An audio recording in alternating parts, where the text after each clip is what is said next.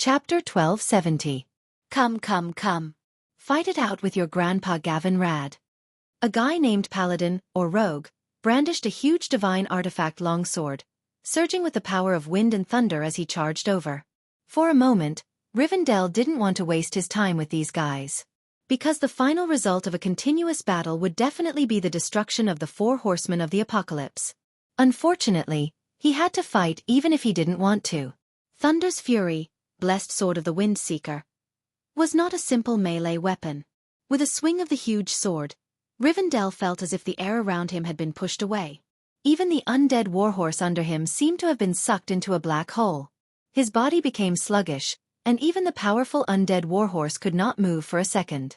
At this time, a new five-man squad had already closed in on him at high speed and engaged him in a fierce battle. Damn it! Rivendell cursed. Who is he? Who is she? Both of them are so strong. It wasn't that Rivendell didn't do his homework and couldn't tell who the experts of the Alliance were, but he didn't have the luxury to do so. The palpitations in his soul made him panic. He could clearly feel that the distance between him and the other three horsemen of the apocalypse was constantly widening. At the same time, his strength was rapidly weakening. Has the secret finally been discovered? Unfortunately, Gavinrad's wind sword, Aurelia's wind and thunder arrows, Vanessa's deadly twin daggers, Jaina's large fireball, and Benedictus's holy light punishment all rained down on him, making him unable to take care of himself. Oh no, he didn't even know how many bones he had broken. At this time, Duque's squad had already run through the portal to beat up Duchess Blamu. If one were to say who was the most difficult to deal with among the four horsemen of the apocalypse, the first would definitely be that damn dwarf Kurtaz. That level of fire magic, if it carried more than 4 layers of imprints, not to mention Jaina, even Duque would feel weak. The vicious curse imprint could directly reduce the opponent's magic resistance. If it were a mage, it would reduce the magic output of the magic circuit. The second most difficult to deal with was Baron Rivendell. The remaining two, on the other hand, only had a single attack method and none of them were capable of killing in an instant. They were practically playing around. So when Riadeline injected holy light into the ground so that the team could surround and beat Blamu, Queen Sheena suddenly asked, "What is going on with the four horsemen of the apocalypse? I feel that they are too weak." Weak? Of course. Do you know that they're already over 3,000 yards away from each other? 3,000 yards. It didn't seem like much, and he didn't count it when he had a flying mount, but this distance was indeed not short. Queen Sylvanas was smart. She immediately thought of something. Their strength is inversely proportional to the distance between them? The greater the distance, the weaker they are. Yes, because they have a stingy boss. Before Duque could finish, Blamu had already slashed down with a rune sword. "You are not allowed to insult Sir Kel, Thuzad." Poor guy, he's been brainwashed. If you were freed from the Lich King's mental control, would you still say that? As Duque complained, he swung his hand and a high elemental fireball smashed into the horseman's face, directly sending her flying. This time, Duque was right. The four horsemen of the apocalypse suddenly strengthened for a reason. After fighting for so long, the system elf had also analyzed for so long, and the final conclusion made Duque feel a slight pain in the ass. Kel Thuzad had injected divinity into all four of them. Of course, it was not some high-purity good stuff.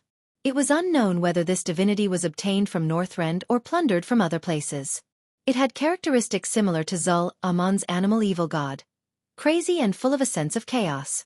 If this power had to be described as similar, then Duque would definitely think that the closest answer was the blood of an abyss lord. It could indeed greatly increase the strength and destructive power of the user. Replacing it was the gradual loss of rationality, falling into madness and killing, unable to extricate themselves. Using this on the calm, cruel and powerful Death Knights, Kel was at his wit's end. Moreover, this thing was not just one portion, but an extremely powerful chaos divinity that was forcibly divided into 4 parts. The consequence of being divided into 4, in addition to each having different characteristics, also triggered a perception similar to that of twins. However, too far away would cause the divinity to weaken, which was something Kel Thuzad did not expect. So on the surface, Kel Thuzad threw out the names of the 4 horsemen of the apocalypse, such as war, massacre, hunger, and death. In fact, this was to cover up the failure of this experiment. Of course, it was impossible for others to discover this small difference. Duque had the system monitoring the data of the 4 horsemen from beginning to end. When the system had an answer, it just so happened that the team was in danger, so Xueqi decisively tore down the hall where the four horsemen of the apocalypse were and forcibly broke them up. Now Xueqi frowned. What's wrong? Kel almost found a chance to escape. Indeed, after eating fire, wind and shadow divinity in one go, Xueqi was already a 1-star Breaking Dawn Archmage just based on the total amount of magic power. But Xueqi's current combat power was only around 2-star. After all, apart from the fire divinity, Xueqi did not dare to use the other two. The core of his power was the mage. Before the foundation of the mage was stable, abusing the divinity of other elements was likely to break the balance of the magic circuit in his body. That was really courting death. In a situation where the divinity was unbalanced, Xueqi could use at most 70% of his strength. Under this premise, he had to take into account the control of Naxxramas, ensure the blockade of the space where Kel Thuzad was, and open the portal to teleport the 3 squads. At this moment, Xueqi's individual combat power was only half a notch higher than Jaina's. Just now, Xueqi was ruthless and rewarded Blamu with a big fireball, and Kel almost found a chance to break through. There was no other way. Before dealing with the 4 horsemen of the apocalypse, Xueqi could only be a good baby. As the battle went on, the Alliance powerhouses all felt the weakness of the horsemen of the apocalypse. Even though they had activated Death Rampart, which absorbed almost all damage 3 times, the sluggishness of their movements, the decline in the power of their attacks, and the disorder of the elemental attacks they released could not be hidden from the experienced Alliance hero squad. When Death Rampart was activated for the 3rd time, Xueqi looked up to the sky and shouted, "Onyxia, stop playing!"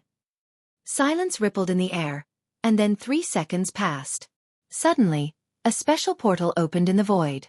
Unlike the bluish-purple arcane portal that Xueqi often used, this portal was made of flames and was quite large. It looked like the main entrance of the Storm Fortress.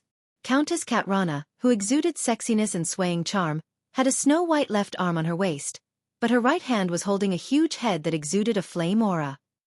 Chapter 1271.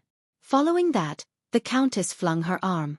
The scorched skull, still shrouded in flame elements, drew a perfect arc in the air and landed beside Baron Rivendare's feet. Kurtaz! Even though his face was beyond recognition, even though his soul sensed his broken chains, Rivendare's movements turned sluggish at the sight of his comrade's demise. Disregarding his divinity, he knew his own capabilities. If not for his master reviving him out of loyalty, he would still be a vengeful spirit by the sun well, or perhaps he would have been annihilated by the holy light. Unfortunately, it was impossible for him to reverse this defeat. "No!" he roared and launched a suicidal charge at Magni, who had descended from the heavens. Humph! Magni was rather displeased. He had already noticed that Rivendare's scarlet soul pupils weren't looking at him, but Xueqi. He didn't roar. Instead, Magni remained strangely silent. His left hand that was holding the axe first smashed out with a hammer. That's right. It was a hammer. Gale Storm's hammer. Formed from lightning. If it was in the past, Rivendare would have used his astounding horsemanship to maneuver his undead warhorse to nimbly dodge. But now he couldn't care less. If this dragged on, his end would still be destruction. Might as well give it a shot. Intense lightning bolts exploded on the undead warhorse. Violent lightning snakes wriggled around the undead warhorse. Even though the undead warhorse was a spirit, it couldn't help but twitch under such a powerful elemental attack. However, Rivendare's body had already entered a jumping/state. His posture was as perfect as Grom Hellscream. "You want to go over? Have you asked for my permission?" At this moment, Magni's right arm abruptly swung. His speed was fast and his strength was ferocious. It was as though Magni was swinging a gigantic plate. Yes, a plate made entirely out of flames. Hand of Sovras, Balrog Ragnaros, had unleashed its might. The divine warhammer transformed into a waterfall of flames as it smashed towards Rivendare. "Die, Xueqi!" Rivendare bellowed malevolently as though he didn't see the gigantic flaming warhammer crashing towards his lower body. Bang! Sparks flew in all directions. The leader of the 4 horsemen of the apocalypse, Rivendell, had half of his body turned into charcoal, disappearing into the wind. Who would have thought that when the warhammer swung down, Rivendell's sword-wielding upper body actually maintained its original trajectory and continued pouncing towards Xueqi. Vanessa was the first to notice something was wrong. She immediately threw a dozen flying daggers. Queen Sylvan's thunderbolt bolt struck Rivendell's chest accurately at the crimson soulfire. Then, it was Riadaline's hammer of wrath, which was infused with the will of the Holy Knight Destroyer. The golden holy light hammer directly smashed onto the back of the Death Knight, and the sound of bones breaking could be heard. But Rivendell was still desperate. At this moment, everyone finally realized that Rivendell had abandoned all defenses and relied solely on his body to withstand the attacks. It was all for the sake of perishing together with Xueqi. Vanessa suddenly burst out laughing without a care in the world. A mere horseman of the apocalypse with low HP wanted to fight to the death with her immoral and beastly Duke Master who kept all his life-saving skills? Was the Death Knight's brain damaged? When Vanessa turned to look at Xueqi, she was shocked to see Xueqi not evading. Instead, he wielded his staff in his left hand and his sword in his right as he strode forward. Damn it! Is my master addicted to being a swordsman? Swordsman? Perhaps. Humans are despicable. Humans are despicable. Humans are despicable. The feeling of being one with the despicable wasn't bad at all. If he could defeat the boss, he would never allow it to reach its peak. This was Xueqi's maxim. But sometimes, Xueqi would let his emotions get the better of him. For example, now. In terms of emotions, he could tolerate those who were afraid of death and willingly become the Lich King's servant in order to obtain eternal life. However, he absolutely disliked those who sold out their teammates, their master, and even their own subjects for the sake of their so-called immortality, turning them into undead. This was what Xueqi told himself. I will destroy him completely. Xueqi struck. It was an ordinary stab that even a 3-month-old militia could execute. The strange spiral-shaped, screw-like longsword pierced Rivendell's head. It was as though Rivendell was sending himself to his death. Xueqi's sword pierced through the pale face of the nobleman who kept spitting out crazily. Like a watermelon, the dried brain matter and shrunken brain matter splattered all over the ground. But not a single drop or piece of rotten flesh could penetrate Xueqi's ice barrier and stain Xueqi's blue and white magician robes. Amateurs enjoyed the show, while experts observed the artistry. Riadaline and Magni could only sense that something was amiss. Only Vanessa and Queen Sylvanas sensed that Xueqi seemed to have vanished in that instant. It wasn't a physical disappearance. Xueqi could still be sensed, seen, heard, and smelled. But it was as though Xueqi had vanished for a split second. This is a little technique in using the soul. This was a skill that Xueqi had learned when he was a Void Lord. The Undying had no 5 senses towards the outside world. Because of death, the 5 senses of the living would no longer transmit any response. The only thing they could rely on was their soul. Everything in the world had a soul. Even a rock that mortals thought was lifeless actually contained large amounts of bacteria and microorganisms.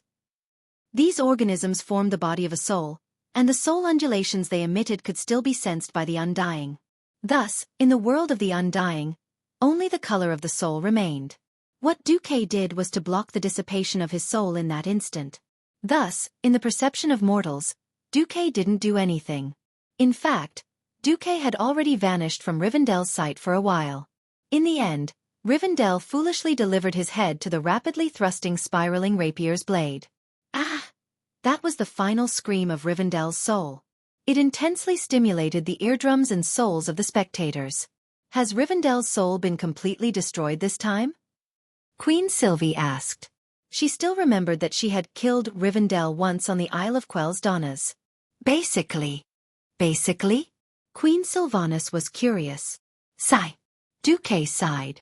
The Scourge are the most troublesome. I can indeed destroy their souls with holy light. If their souls aren't complete before I destroy them, such as preserving or hiding a portion, they can still rely on the remaining souls to resurrect. Chapter 1272.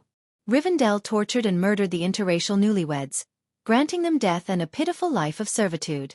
However, at this time, Kel Thuzad played a beautiful diversion. He first let Naxxramas fly to Lordaeron. In fact, when the fortress flew over the hinterlands, he secretly dropped an elite group of Death Knights led by Rivendell. The most important fulcrum of this supply line was the strong fortress built in the southwest corner of Stratholme, the Northern Fortress.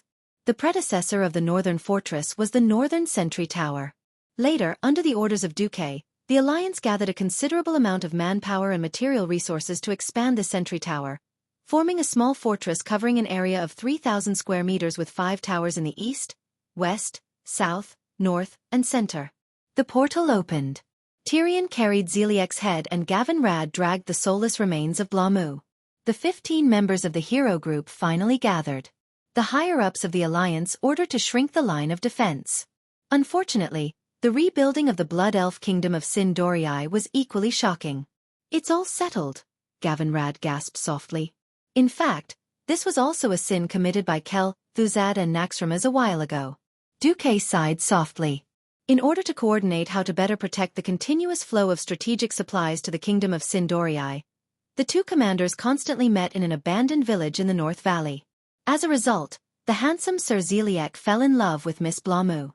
Similarly, the beautiful Miss Blamu was conquered by Sir Zeliek's charming temperament. The busybodies held a grand wedding for the two.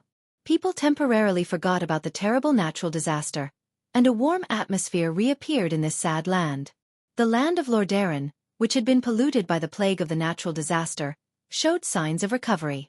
Tyrion was a very upright person, and he also had something to say. "When they stood opposite us as Death Knights, we should undoubtedly destroy them, but now..." The representatives were Duchess Blamu of Sin Dorii and Sir Zeliek of Lordaeron. The former served as the commander of the Sala Sentry Tower, while the latter served as the commander of the Northern Sentry Tower. Both of them were the core figures of the Scourge Defense Force. In fact, Duque's willpower wasn't that strong, but Duque's soul was very tolerant. Most of them were the souls, moral integrity, of the famous saints, which was why the people called him Saint Duque. If the three of them did not mention it, Duque would not know anything about the background of these two horsemen of the apocalypse. From the moment he met killed Jaden, he was afraid of everything and didn't dare to take responsibility. That was why Gul'dan was promoted. After that, he became the great chieftain, and because he was afraid of Kill Jaden, he risked his life to attack Azeroth. In the end, he was directly blown up by Duque. Duque's scalp went numb. All right, let me try." That was how the second Lich King, Arthas, came into being. If he had put in some effort, there would have only been one Lich King, Nazul. If he didn't get tortured by Kill Jaden's soul for 8 to 10 years, he wouldn't be able to do anything. He lost himself a long time ago. If it's a soul fusion, it will inevitably introduce the will of other souls. Even if it's a fusion with a blank baby's soul, it will dilute the concentration of the original soul. The strength of the soul affects a person's strength. If the fused soul is too weak, the strength will be greatly reduced. If the fused soul is too strong, he will lose himself, or he won't even know which will belongs to him. It sounded like there was no end to this. The beautiful and dignified female elf was the first to speak. Her voice, which was like an aureole coming out of the valley, had a rare solemnity. "Actually, Blamu and Zeliek are from the Silver Dawn. Because of Arthas' destruction of Lordaeron City and the Silver Moon City massacre, many survivors were in extreme pain and also extremely hostile to the Scourge." Duque smiled bitterly. "Generally speaking, an independent soul is very exclusive. Basically, there is no real fusion between souls. It's like water and oil, never mixing together. But the Scourge seems to have some kind of method to forcibly stitch different souls together. For example, when we first discovered that Kel, Thuzad was a necromancer, we used holy light to purify his soul. It stands to reason that at least 80% of his soul should be gone. As a last resort, after some discussion, Kalia and Sylvanas decided to maintain the supply line from Stratholme to Longsong Forest. Kalia said, "Can we redeem their souls like we did with Thaddeus?" Duque deliberated for a moment and continued, "It's very difficult for the soul of a living creature to multiply. You can think of it this way. The lost soul can never be recovered. It will disappear forever, along with some memories." In fact, there was another example, the Lich King Nazul and Arthas. On the surface, it was Nazul who had been tempting the fool to fall, dragging his soul into the abyss of despair. Unfortunately, Nazul was too soft. Queen Sylvanas' question felt like she was asking Duque his own question. From the beginning to the end, this guy was a guy who was afraid of death. Then why? Queen Sylvanas wanted to say something but stopped. While Duque's team was in a daze, the battle on the other two sides had also come to an end. They only needed to change their target once more before they were done. At the start of the battle, I could feel the struggle of their souls. Tyrion said. Then what's going on with the other souls? You know what happened next. When Aurelia said this, she could not help but feel sad. Resurrection? This word made Queen Sylvanas very unhappy. After hearing this, Xueqi was at first stunned. As a transmigrator and veteran player, unless it was a game mission that left a deep impression, no one would care about the historical background of each boss in a large dungeon with more than a dozen bosses. Seeing that they were hesitant to speak, Xueqi could only say, "What's wrong?" After listening to Tyrion's detailed explanation, Xueqi learned, Xueqi. Kalia crossed her fingers and made a standard prayer gesture. Me too, Gavinrad said. Now, he had tempted Arthas to fuse with his soul, but who knew that his will was too weak? The result was that the great chief and first-generation Lich King's will was almost swallowed up without a trace left. The other fulcrum of the supply line was the Salas sentry tower at the border between Lordaeron and Sin Dorii. This sentry tower was guarded by an independent force that did not belong to either country, Silver Dawn. The problem was that President Ku drove the flying fortress everywhere to cause trouble, and the greatly strengthened main cities of the Alliance were not a big problem. However, due to the lack of mobility and low visibility at night, there were always remote areas affected. At this time, Aurelia, Tyrion and Kalia came together. Chapter 1273. Divinity itself was not something that could be found on the street. Suitable divinity was even more difficult. If Xueqi did not happen to have the wind and thunder divinity of the Wind Prince, he would not have been able to transform Thaddeus. Now, Xueqi did not have any extra divinity on hand. Then the so-called soul transformation was out of the question. However, complex transformation could not be done, but it did not mean that there was no way. Xueqi stretched out his hand, and with a special casting gesture, blue runes that emitted illusory light jumped out of his fingertips. Spirit Sealing Matrix. Strictly speaking, this did not belong to the category of mages. It should be said that it belonged to the domain of warlocks' demonic knowledge. Unlike Thaddeus, the pitiful Thaddeus was just an indifferent test subject. No one knew what would happen to him. Even if he became a Frankenstein-like existence, Thuzad only threw him into the abomination zone to guard the door. The Death Knights were definitely a different matter.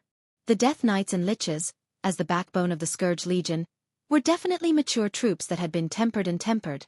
From killing designated targets, to using soul punishment to force their souls to fall, to brainwashing willpower, it could be said that the entire process was impeccable.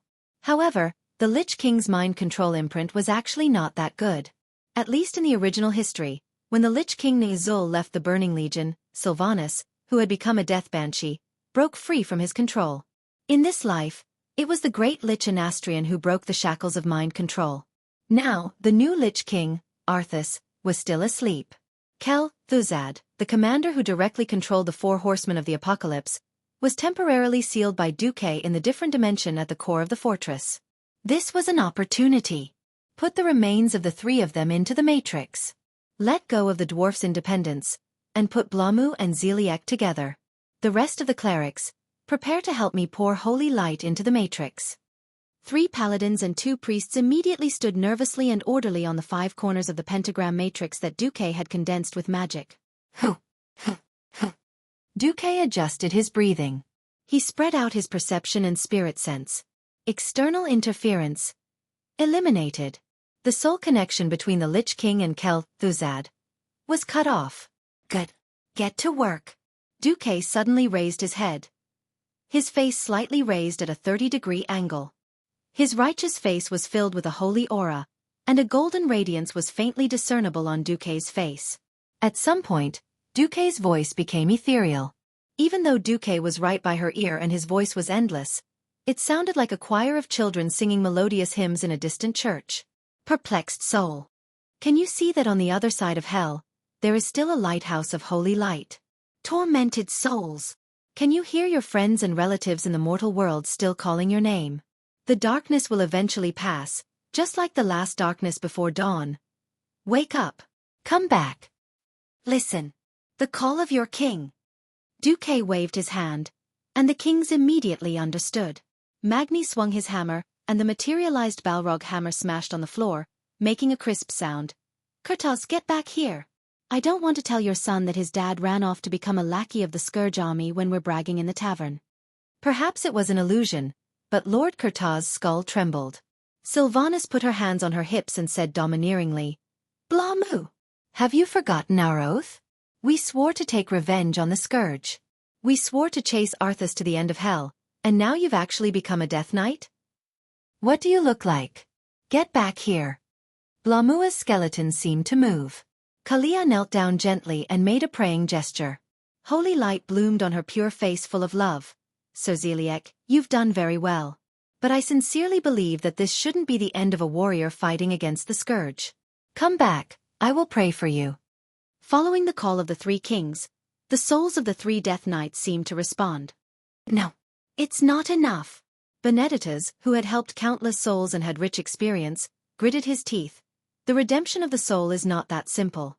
The powerful will of the Lich King poured into their souls.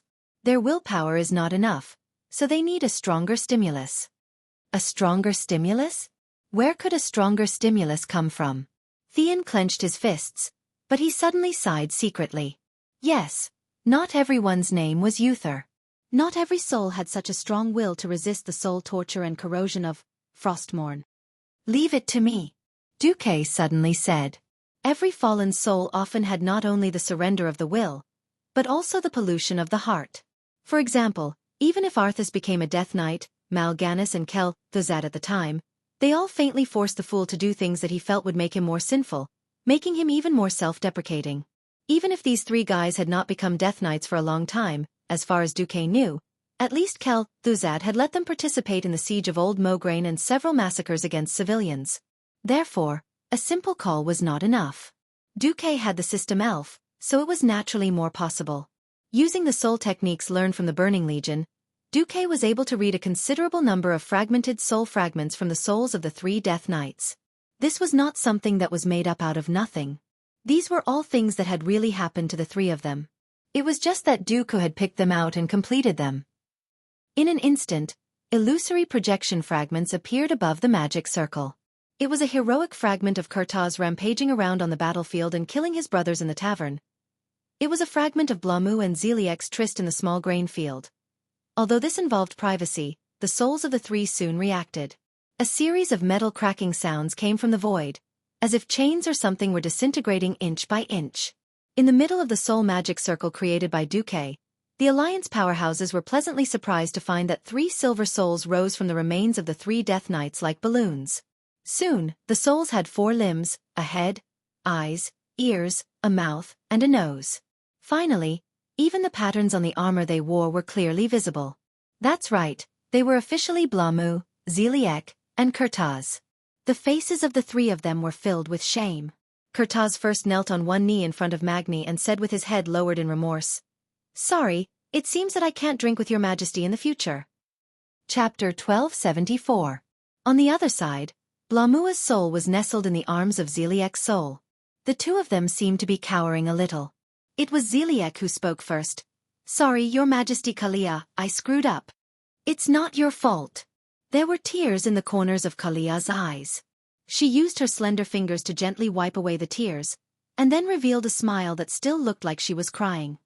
"It's because we're too backward. If we could also master the technique of flying in the air earlier, then we wouldn't have to be beaten up like you guys. If anyone is at fault, it should be me, as the queen, who is the first to be at fault." Taking the initiative to take responsibility in this era of showing royal power, and informing the people with an unbreakable hierarchy sounded more like a fantasy. For a moment, the couple was stunned. Queen Sylvie also came up. "Blamu, you did a good job. If you hadn't helped guard the Salas Trail for so long, perhaps the people of New Silvermoon would have starved. Also, I still owe you a wedding gift." Aurelia stepped forward. She didn't know if she could hug a soul. She looked at Duque and saw Duque smiling and nodding. Then, she hugged him directly. The feeling of being hugged by a living being, which was like a corporeal spiritual body, was incomparably mysterious and strange. After a moment of shock, tears of the soul fell from the corners of Blamua's eyes. The sighs and greetings lasted for a full 5 minutes. Then, all the existences turned their eyes to Duque. The question was this considered redemption? Duque cleared his throat. "In fact, in this world, souls can stay in the mortal world forever. Perhaps in the form of a vengeful spirit, or a heroic spirit. Heroic spirit? This word made all the living people's hearts palpitate. The dead were already gone. Crossing the boundary between life and death was not accepted by the mainstream view. For example, the forgotten. Then becoming a heroic spirit was the best choice. Heroic spirit. It is not unrestrained. Heroic spirits are similar to vengeful spirits. They also need a cornerstone-like attachment. In my opinion, the best choice for the three of you is to become the guardian spirit of this flying fortress that is about to be occupied by the Alliance, Naxxramas. Guardian spirit? The three souls became excited at the same time. It was as if their hearts, which had stopped beating a long time ago, were jumping with joy at this moment. With just a few words from Xueqi, the three souls suddenly found the meaning of continuing to exist in this world. As the former leaders of Naxxramas, of course they knew how powerful this flying fortress was. It was as if they could already see the gigantic fortress guarding the cursed land, resonating with the watchtower from top to bottom, forming a terrifying three-dimensional defense system. No matter how many terrifying demons poured out of the dark portal, they would only die in front of this terrifying defensive formation that resembled the Wall of Sighs. "We are willing," the three souls said in unison. Xueqi nodded and turned to everyone. "All right, let's get ready for the final battle. As long as we take care of Kel, Thuzad and Saffron, this great floating fortress will become the guardian of the Alliance and even the entire Azeroth." While Xueqi was cleaning up Naxxramas, fierce battles also broke out in various parts of Silithus. In the Temple of On-Kiraj, the Scourge army that had been thrown down by Xueqi was making a final struggle. They guarded every corner of the temple ruins, and even the more powerful high-grade Death Knights tried to gather their companions and break out. In the Cenarian fortress in the north of Silithus, facing the insects that rushed out of the Pillar of Swarm, the Alliance directly used a terrifying barrage to deal with the overwhelming insects. Don't think about it, fire all the 3-style bombs. For this day, Lord Marcus has prepared at least 500,000 3-style bombs. Don't worry about the cannonballs. Worry about whether you have the life to fire all the cannonballs first. The Alliance's artillery commanders loudly scolded the artillerymen below. Xueqi had guided the Iron Furnace Fort to improve the technology for 20 years, and now the cannon produced by the Iron Furnace Fort rarely exploded. The production line, coupled with the strict limit on the number of times the cannon could be fired, almost eliminated the incidence of casualties caused by the artillery exploding. And the 3-style bombs 3, which could split into hundreds of small metal warheads in the air, were in a sense not the old-fashioned shotgun, but something close to a cluster bomb. The shotgun directly exploded in the cannon chamber, which was extremely damaging to the cannon barrel. The latest Type 3 style bombs used a 2-stage delayed ignition and detonation system. Only when the cannonball flew out of the cannon barrel for about 2 seconds would the second stage be ignited, detonating the small warheads in the cannonball and exploding. At first glance, it was even more dazzling than fireworks. The shotgun, whose purpose was to kill in an area, was, of course, useless against the thick-skinned big guys like the Heavenbreaker. But for the relatively slender large-sized flying insects that did not have real hard armor, it was simply a nightmare. As long as a stray bullet or even a single piece grazed a limb, there would immediately be a hole slightly larger than the mouth of a bowl. Flesh and blood, limbs flying everywhere, all of these were not enough to describe the savagery of the Type 3 style bombs. That scene, it was as if after one shot, in a sphere with a diameter of 100 meters, not even a blade of grass would grow. All the flying insects would explode, turning into scattered limbs and parts that fell from the sky like rain. After a round of artillery fire, what fell from the sky was not just hundreds, but thousands of insects. In order to avoid accidental damage or even accidental killing by artillery fire, the coalition forces did not send out air forces. At a distance of 200 to 500 meters, it was within the range of the Cenarian Circle's Treants, as well as the coalition's temporary military magic tower and elven archers. Closer, there were dwarven gunners, humans, and troll spear throwers to deal with them. On land, the swarming insects could be said to be overwhelming. Unfortunately, in front of the continuous array of cannons, it was more like sending food. Ground attacks were not as complicated as air attacks. The dwarves and gnome cannoneers could pull out their large-caliber heavy cannons at will. 4 long-range attacks. There were new cannons. 4 closer attacks. There were new small steel cannons, and dwarven mortars. Slightly closer, there were steam tanks and fire-breathing tanks blocking in front of them. This scene made Sal's eyelids twitch, and he could not help but think to himself, if the tribes were to fight, I really don't know how many tribal warriors would have to be sacrificed to win. The impact of this three-dimensional war concept made Sal's mouth full of bitterness. 21 years ago, his ancestors used muscle and barbaric weapons to conquer almost half of the Alliance.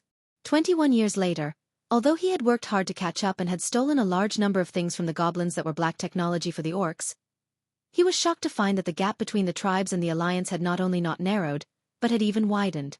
If there were no such things as magic, the Alliance could flatten the entire tribe with artillery alone. Orcs, trolls, and taurens could not even find a place to stay in front of the Alliance. Just as Sal's thoughts were a little scattered, an accident happened on the battlefield. Chapter 1275. It was a huge beetle-shaped bug. From afar, it looked like a small mountain. Just its bulging back was 5 stories high. This guy used its thick and solid carapace to block all the dwarves' artillery fire and rushed over. 3 dwarf Spitfire tanks bravely went up to meet it. Unfortunately, with a pinch of its huge mouth, one of the Spitfire tanks exploded on the spot, bursting into a small mushroom cloud of flames.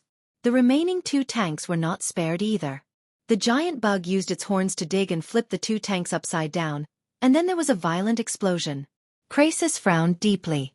In the absence of the Alliance's commanders, as well as the group of kings, he was the temporary commander of the Alliance Expeditionary Force. He could not bear to watch this scene. However, this kind of existence that exceeded conventional force had to be dealt with by someone strong. However, before he could speak, Sal had already taken a step forward and said in a clear voice, "The Alliance has done enough for this world. Leave this to the tribe's experts." There was no need for Sal to give another order. Rexer had already stepped out. Misha, Rexer, who had ogre blood and infinite strength, made an extremely shocking move. He threw out his pet war bear Misha, which weighed at least a ton. Yes, that's right, he threw it out. It was like a dwarf artillery soldier who had activated Deity Descends, and picked up a 1-ton mortar shell. However, Lexer was even more relaxed and satisfied. He had tossed away such a big bear just like that. Damn, it even had a spiraling effect. The experienced dwarf artillery soldier could not help but wonder if this Misha also had an armor-piercing or a second explosion function. It was obvious that the old dwarf was thinking too much. Rexer's Misha was very precious. He was not someone who shouted explosions are art all day long. Nor was he a necromancer who lost his mind. How could he let his precious war pet do the work of self-destructing? But throwing out a 1-ton giant bear just like that, weight was indeed lethal. The big worm was dumbfounded by Misha's attack. With Rexer's command, Misha immediately entered a berserk state. Not only was his body suffused with a scarlet bloodlight, but his body also became a full size bigger. He actually managed to slap that incomparably large bug away with a single palm strike. Following that, Misha roared and pounced forward, his 2 large bare paws striking out continuously. With the shrill cries of the insects as the background music, almost every slap from Misha sent large pieces of the insect's carapace and flesh flying. Seeing this scene, Krasis could not help but nod and ask Sal, "Is this the legendary Beastmaster Hunter?" Not bad. Sal couldn't help but feel proud. The Beast Men had migrated to Kalimdor. Apart from not being able to catch up to the Alliance in terms of technology, they had also gained something. For example, in terms of the hunter profession, under the leadership of Lexer and the other hunters, they had developed talents such as Beastmaster Hunter. In terms of the research of professional skills, they had the potential to surpass the Alliance. Unfortunately, there were still too few professionals. The Alliance's artillery fire was still fierce, but no matter how strong the artillery fire was, it was impossible to shoot down all the invading insects. For a small number of insects that had rushed to the front of the formation, it was a bit of a waste to use the Alliance's battle formation to defend. For the Alliance soldiers, wearing full body armor itself required physical strength. Looking at the endless stream of insects, Krasis discussed with Sal and decided that the tribal warriors would go out into the formation to kill the isolated insects, while the Alliance's elven archers and priests would provide support from the back. Occasionally, powerful insects would break in, and naturally, there would be Master Howl, Kane, and other strong warriors to deal with them. The battle lasted for more than 24 hours. Fortunately, the Alliance's military strength was strong, and they used a rotating system, so it was not impossible for them to hold on. At this time, there was a sudden rumble of cannons in the distance. They saw 3 huge flying battleships, sweeping away the clouds and slowly descending from a high altitude where the flying insects could not reach. As they descended, they opened all the cannons exaggeratedly, using the height and parabola to clear the insect colony further away that the heavy cannons of the stronghold could not hit. Almost every cannonball that fell would set off a column of smoke more than 10 meters high. Sand and insect limbs flew everywhere, and the scene was spectacular. The great and invincible figure, the dense and terrible cannons on the side of the ship, and the alliance flag fluttering in the wind, all stimulated the eyes of the tribal warriors. Whether it was the alliance or the tribe, all the warriors let out a deafening cheer. Sal's face was a little blue. Fortunately, his face was green, so the alliance did not look obvious, but Wajin immediately noticed it. Without Sal's command, Wajin turned his hand and grabbed the collar of the goblin boss who joined the tribe, the Prince of Trade, Garavix, the owner of the Rustwater conglomerate. The wise Wajin spoke in the goblin language that very few people could understand. Do you see that thing in the sky? If we don't want our main city to be threatened by that thing's cannons in the future, the tribe must also have its own flying battleship.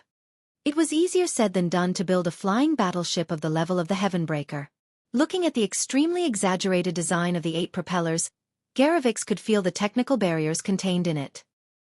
He thought of the sad days when he was threatened by the alliance with cannons, and was threatened by King Del Lin that if he did not pay taxes, he would not be able to do business.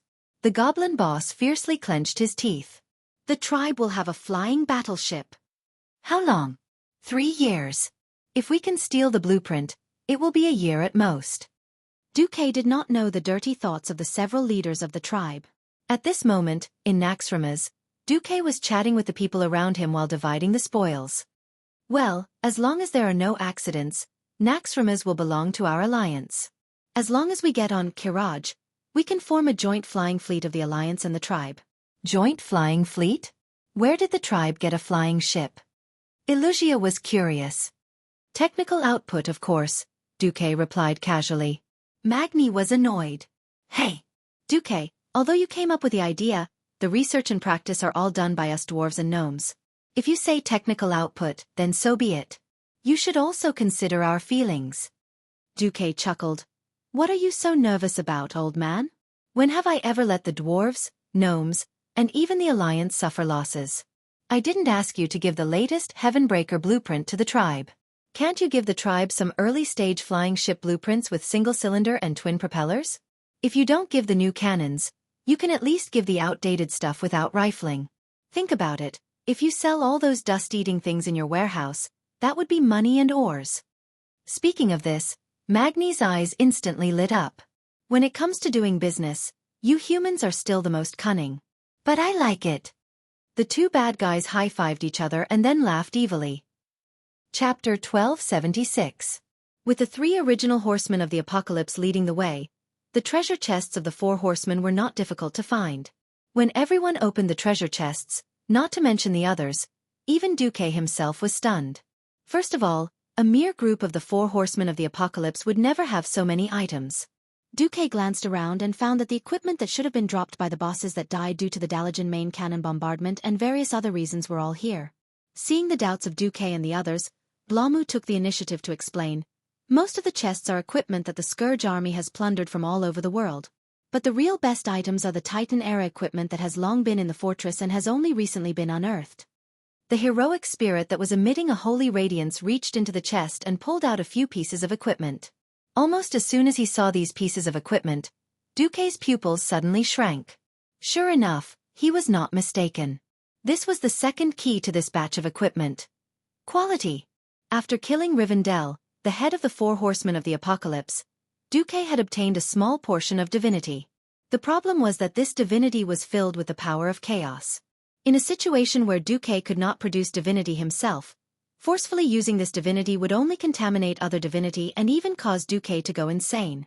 This was definitely not worth it. Duque dispersed this chaotic divinity and let it dissipate into the world. However, Duque did not expect that even if it was a portion of divinity that could not be used, because Rivendell had used it for a long time, it had inadvertently increased the quality of the equipment dropped. Look. Lost Victor set, Lost Defender set, and Lost Conqueror set. These were level 80 sets of equipment that completely surpassed Mount Hyjal's level. It was also commonly known as the 7th set, T7, by the players. Except for the head parts of the various sets that were still in Thuzad's hands, the glove should be outside the obsidian temple. If it were not for the fact that there were too few sets, only 5, the entire team would have changed their equipment. After some discussion, it was decided that Magni, Tyrion, Gavinrad, Servanas, and Jaina would wear it first. Jaina was a little hesitant. After all, they were both mages, and this gorgeous Frostfire set was a greater bonus for Duque. Duque, do you really not want it? Duque shook his head. Putting aside the fact that he should be able to get the head of the suit, just the fact that the obsidian temple could not travel through time and space was enough to give Duque a headache. Of course, he couldn't say it out loud. Duque smiled and said, "Silly girl, why are you worried about me? I have a better." Duque stretched out his hand and grasped the air. A mysterious and heaven-defying aura suddenly spread out. Every pair of eyes was fixed on Duque. Ashes to ashes. Dust to dust. "Hi, Duke Marcus, in the name of the successor of interstellar wanderer Medivh, in the name of the new guardian of Azeroth, summon your response. Come out." Atish. It was accompanied by a brief and mysterious call. Dozens of orange wooden fragments flew out of Duque's spatial bag and the horseman's treasure chest, like a jigsaw puzzle or a pile of building blocks. The incomplete fragments assembled themselves in the air. Pala pala. It was the strange sound of wood colliding with each other. Under everyone's watchful eyes, a dark brown staff with a long handle was completed. Then, there was a soft orange glow. It was incredible. There was no longer a single crack on the staff's handle, which should have been covered in cracks. It was as if it was brand new. Duque took out a staff head that looked like a chicken drumstick and attached it to the staff. Without glue or any binding or repair, the staff head and body automatically fused together perfectly. "This is..." Jaina murmured in disbelief. Duque scratched his head. Sure enough, the staff's tail is still missing. As soon as Duque said that, everyone suddenly realized that there was a gap at the end of the staff that looked like it had been bitten by a dog. Indeed, the staff's tail was missing. This. Originally, everyone was wondering if they could see the birth of a divine artifact, but who knew that the staff's tail was still missing? Everyone congratulated Duque, but it seemed like they would feel bad if they didn't say anything. Only Duque himself didn't care. According to the original history, the divine artifact staff, Atish, the legendary staff of the Guardian, would shatter into 42 pieces after killing Sargeras. They were the head, the staff's tail, and the 40 pieces of the staff's body. Because of the existence of a certain transmigrator, the head of Atish's staff had been in Duque's hands from beginning to end. Now that he had unexpectedly obtained the staff's body in advance, it could be said that this divine artifact staff was more than half complete. But the last one was the most difficult because in history, the staff's tail should have been in Thun's hands. Ha! When Duque held the staff in one hand, he felt a change in the pulse of fate. It's actually not in Thun's hands? There was a reaction between the various parts of the divine artifact. At this moment, Atish clearly told his new master that his final staff's tail wasn't in Karaj, but here. That's right. It was in Thuzad's hands. This is really lucky. Duque was very happy, very happy. He even couldn't help but laugh out loud. Ha ha ha ha ha. Hearty laughter resounded throughout the hall. What's wrong? Jaina secretly pulled on Duque's sleeve. Nothing. I just didn't expect that the last part of the divine artifact Atish would actually be in Thuzad's hands. Duque laughed very happily, and also very presumptuous. Because as long as he killed Chairman Ku, then Duque could take the staff, it really was a divine artifact staff, and openly go against Thun, this ungrateful ancient god. How could Duque not be happy? In his joy, Duque even pulled Jaina over and gave her a kiss in front of everyone. A group of B***stards shouted.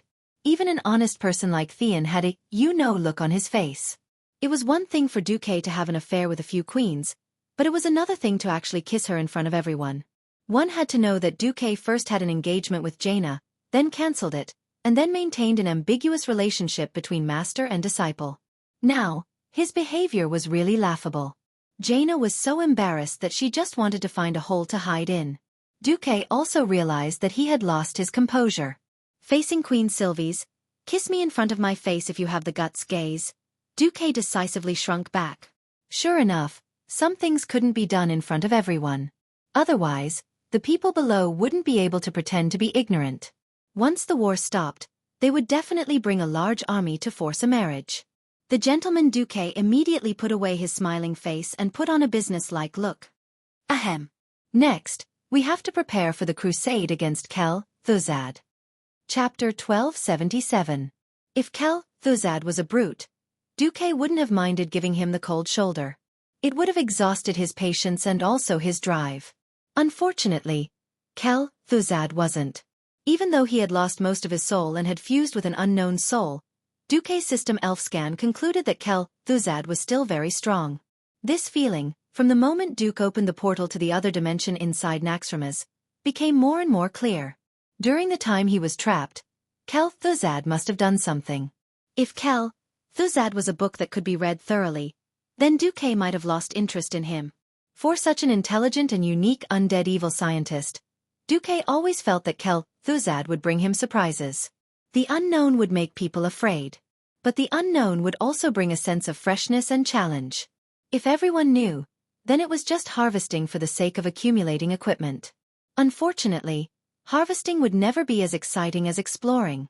Worried that the heroic spirits would be affected by Kel Thuzad again, it was still a 15-man team of heroes that entered the other dimension, along with a temporary humanoid mount. As soon as they came out of the portal, everyone felt the strange cold air. Woo! It's so cold. Kalia shivered. She was already in such a state even though she was wearing a thick priest robe. The 3 female ranger heroes who were wearing 3-point armor were even more unbearable. There was no need for anyone to remind them. A group of people who were afraid of the cold immediately moved closer to Duque. Especially the 7 who were close to Duque, they instantly moved to the center position closest to Duque. Well, except for a certain mount that stood proudly to the side. Damn, you used me as a fridge in the molten core, and now you're using me as a heater? You're really treating me like a variable frequency air conditioner. Duque complained as he opened the lava armor. The lava armor of a normal mage increased the mage's critical hit rate, and when someone dared to attack a mage in close combat, the magma would splash out and hit the attacker's face, achieving a damage reflection effect. As a Breaking Dawn archmage, Duque's modification of ordinary magic had long since reached a level that could shock the heavens and make the gods weep. It wasn't wrong to say that it was a variable frequency air conditioner. The system notifications kept ringing. Import theoretical knowledge of air conditioning. Start calculating entropy.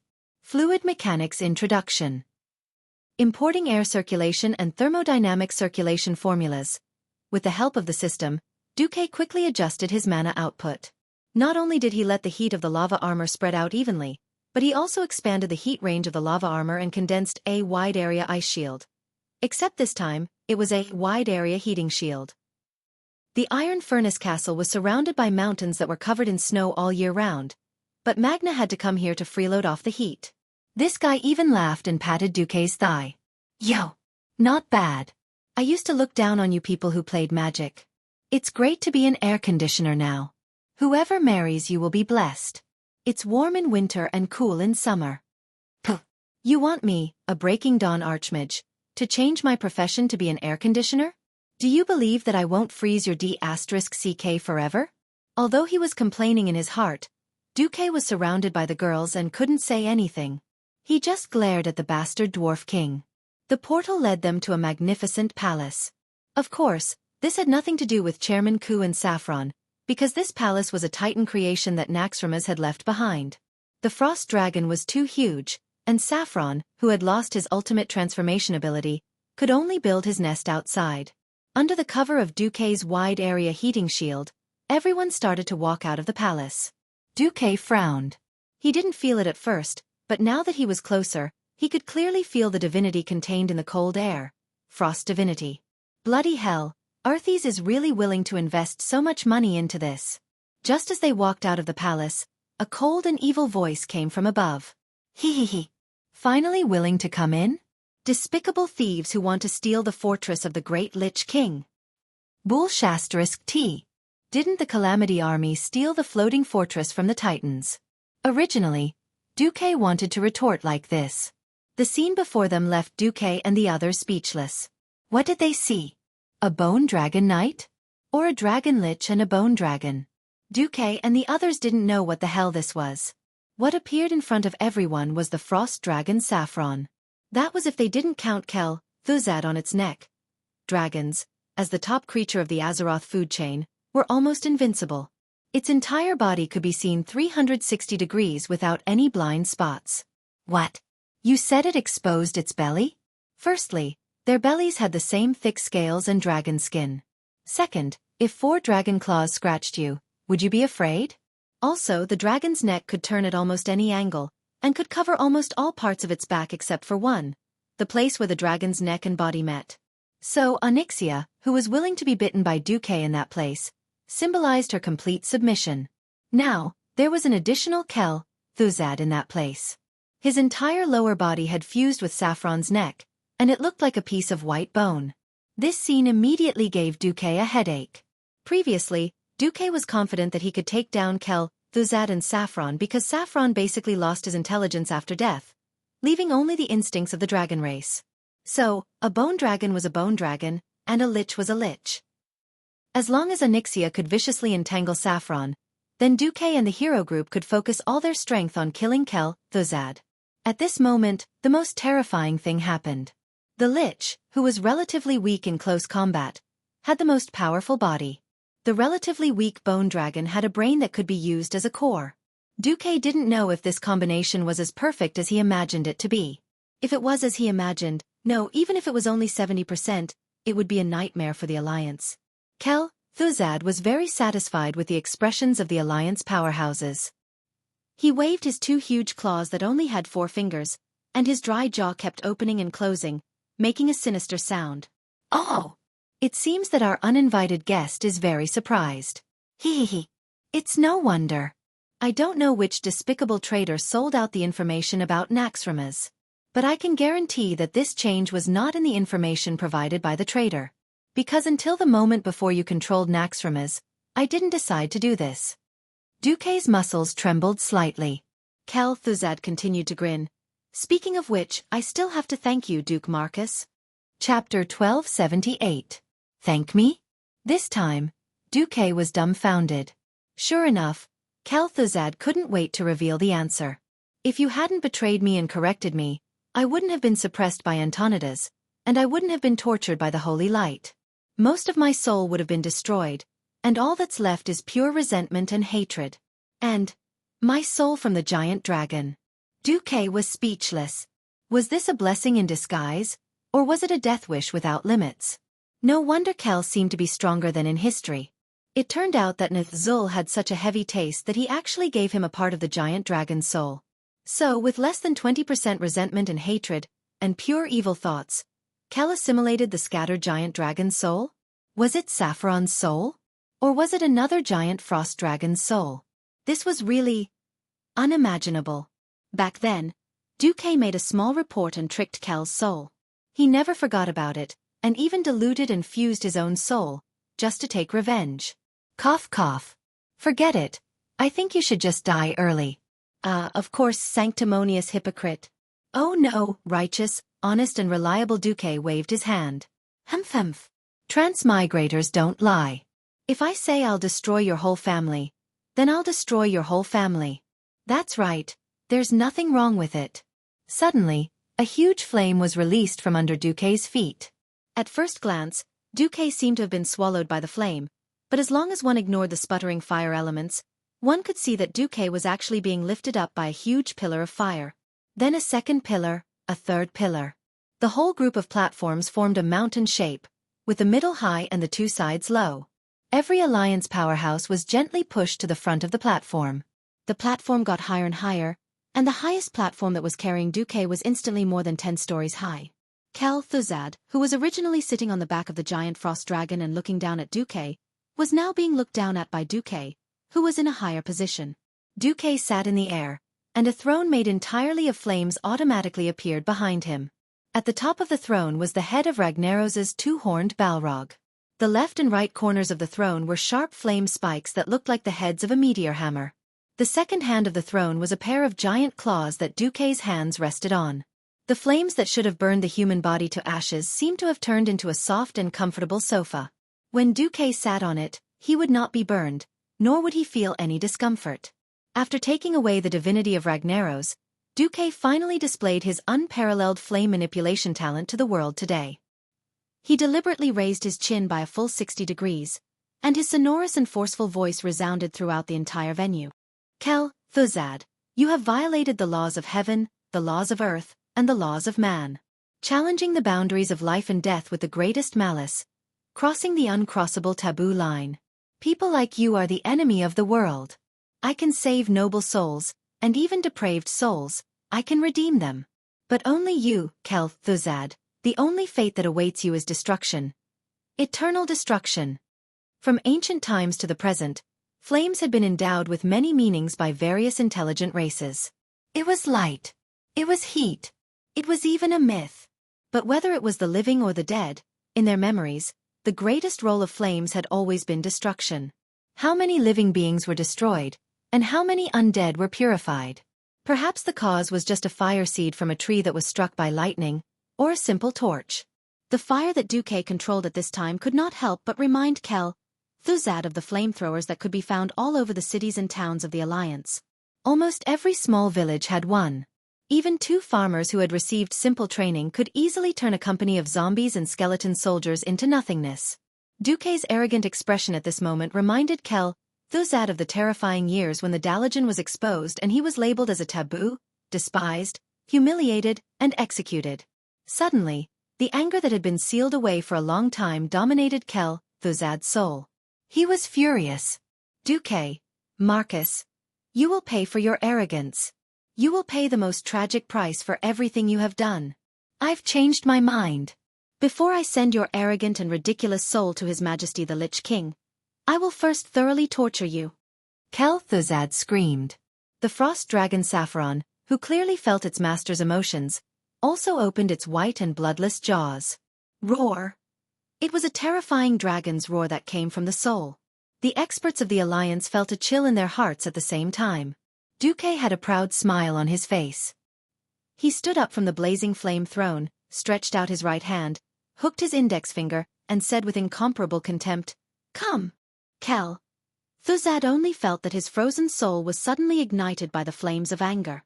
Without his command, the frost dragon under him had already roared and rolled up a terrifying ice tornado, pouncing towards Xueqi on the blazing flame throne. No one noticed that Onyxia had taken a deep breath after the blazing flame monarch had left. It wasn't until the black dragon's huge head revealed a cruel smile that came out from the blazing pillar of fire that Kel, Thuzad realized that he had fallen into Xueqi's trap again. Onyxia's famous big move.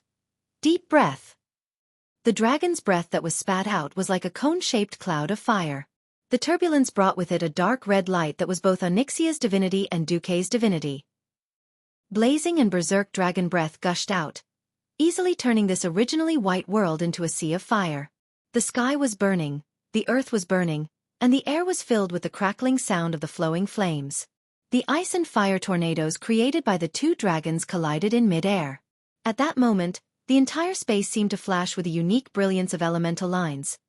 The laws of space seemed to have been completely rewritten in an instant. Half of the space was densely packed with crimson flame patterns, as if these flame patterns could immediately turn this place into a second molten core. Half of the white space flashed with layers of overlapping silver networks, as if it wanted to pull all living beings into the eternal ice and snow of no scent, dispersing all heat and stopping all life. 2 completely different scenes completely enveloped the entire Frost Dragon's palace and spread in all directions. With the power of the 2 dragons as the center, it was as if there was a moment of delay before a shockwave swept across the entire space. At that moment, the gorgeous palace seemed to have suffered a terrible earthquake. The gorgeous tiles under their feet could not withstand the damage brought by the turbulent flow of elemental elements, and were lifted up one after another. However, before they could splash out and cause harm to the people around them, they had already turned into powder in the aftermath of the devastating power. Chapter 1279. This power. Kalia was tongue-tied. Even people like Kalia, who were close to Xueqi, were shocked by Xueqi's power, let alone people like Benedettas who were not in the mainstream circle. Unknowingly, Xueqi's power had already transcended the mortal world. Xueqi had always thought that he had not transcended the realm of mortals. In the eyes of others, Xueqi was riding on the once incomparably evil black dragon, using the surging flames of divinity to suppress the darkest icy wind. This kind of scene, this kind of scene, this kind of scene, this kind of scene was undoubtedly spectacular in the domain of the gods. Magni transformed, and in his burly mountain king form, he stood at the front of the team. 2 of the 5 silver saints, Theon and Gavin Rad, shone with golden light as they stood at the 2 wings. The 3 of them formed the most solid vanguard formation, like a triangular shield, firmly blocking the front of the elemental turbulence. Later, Jaina summoned an arcane shield and gently wrapped the remaining alliance powerhouses within it. Everyone looked at the 2 groups of opponents fighting in mid-air with an expression that was close to worship. At first glance, the 2 sides seemed to be evenly matched. Soon, everyone realized the difference. Sapphiron was definitely powerful when he was alive. In terms of status, he was second only to the Blue Dragon Queen, Syndagosa. However, after he died, he became a frost dragon with a bone dragon foundation. All that was left of him was his battle instincts. Originally, Onyxia was definitely stronger than Sapphiron. Unfortunately, after any dragon was seriously injured, their recovery speed was not that fast. Right now, she was only at about 60% of her strength. There shouldn't have been much of a difference. The difference was in the master. Kel Thuzad had obviously just injected the frost divinity into his body. His use of this power that was beyond his imagination was far inferior to Xueqi, who had the help of the system and was familiar with training for a longer period of time. It seemed to be a pure elemental contest without any fancy tricks. Under Xueqi's guidance, Onyxia deliberately turned the dragon's breath, which had been strengthened by Xueqi's divine power, into a spiral cone shape. As a result, after a moment of stalemate, the winner of this massive battle in the air was decided in a few seconds. Onyxia's dragon breath easily dispersed Sapphiron's icy wind, and the remaining flames struck Sapphiron's left bony wing, exploding into sparks. The elemental erosion directly affected the soul level, and the frost dragon immediately howled in pain. Even the red dragon queen Alexstrasza had to take a breather after unleashing her most powerful dragon breath. For the giant dragon, the next battle would be hand-to-hand combat. In terms of body size, Onyxia did not have an advantage. But that depended on who he was compared to. If they were both living dragons, the older they were, the more powerful they were, the more experience they had, and the more strength and agility they had. The problem was that one was a bone dragon that had been dead for many years and only had its bones and soul left, while the other was a semi-god-level giant dragon that was alive and kicking. Its complete muscles and tendons gave it strength and speed bonuses that were not something a bone dragon could compare to. On top of that, there was a sinister, oh no, a scheming master around. Use Vine to slow him down. Get a stream of fire to distract his frost shield and counterattack. On the dragon's back, Xueqi and Kel Thuzad bombarded each other with spells. All kinds of elemental spells went back and forth, and they were having a lot of fun. But on the giant dragon level, it was obvious that the Black Dragon Princess was suppressing Sapphiron. The advantage in speed and the lack of tendons and muscles severely affected Sapphiron's speed. After receiving consecutive heavy blows, Onyxia used Dragon Claw Sweep and Dragon Wing Slap combo. Sapphiron finally could not hold on any longer, and his movements clearly slowed down for a moment. The black dragon, who was slightly smaller in size, seized the opportunity and suddenly crouched to avoid Sapphiron's counterattack. Almost rolling on the ground, it whipped its tail and hit Sapphiron's waist heavily with its gigantic meteor hammer-like tail. The spectators could clearly see that at least 2 of Sapphiron's ribs on the right side were broken, and 5 or 6 ribs had cracks. Sapphiron let out another soul wail. He used all his strength to swing his bone dragon tail, trying to counterattack and severely injure Onyxia, who knew that the black dragon would suddenly climb up and fly even higher. When Xueqi's Flame Blast almost hit the Great Lich's face, Onyxia saw the opportunity and extended her dragon neck, giving Sapphiron's left chest a moderate amount of dragon breath. The blazing dragon breath directly hit the frost aura floating in the ice dragon's chest. That was actually the frost dragon's heart, but that frost aura could not be attacked by physical means. The frost dragon, who was covered in wounds, fell from the sky with Kel Thuzad. He crashed to the ground with a loud crash. His enormous body instantly smashed open a huge crater that was at least 5 meters deep and had a radius of several hundred meters sunk in. At that moment, it was as if the entire area let out a cry of pain.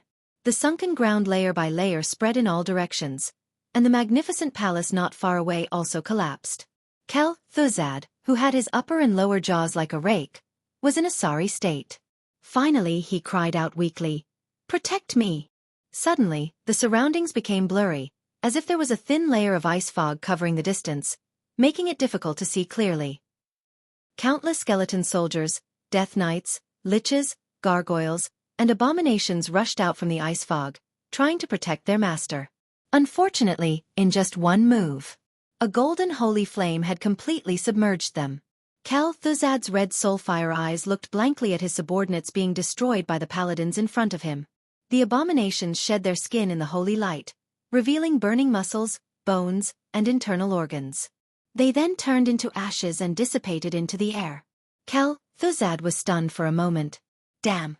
The pressure that Duque gave me was too much, and I actually forgot about these guys. Thuzad lost his composure due to a rare anger.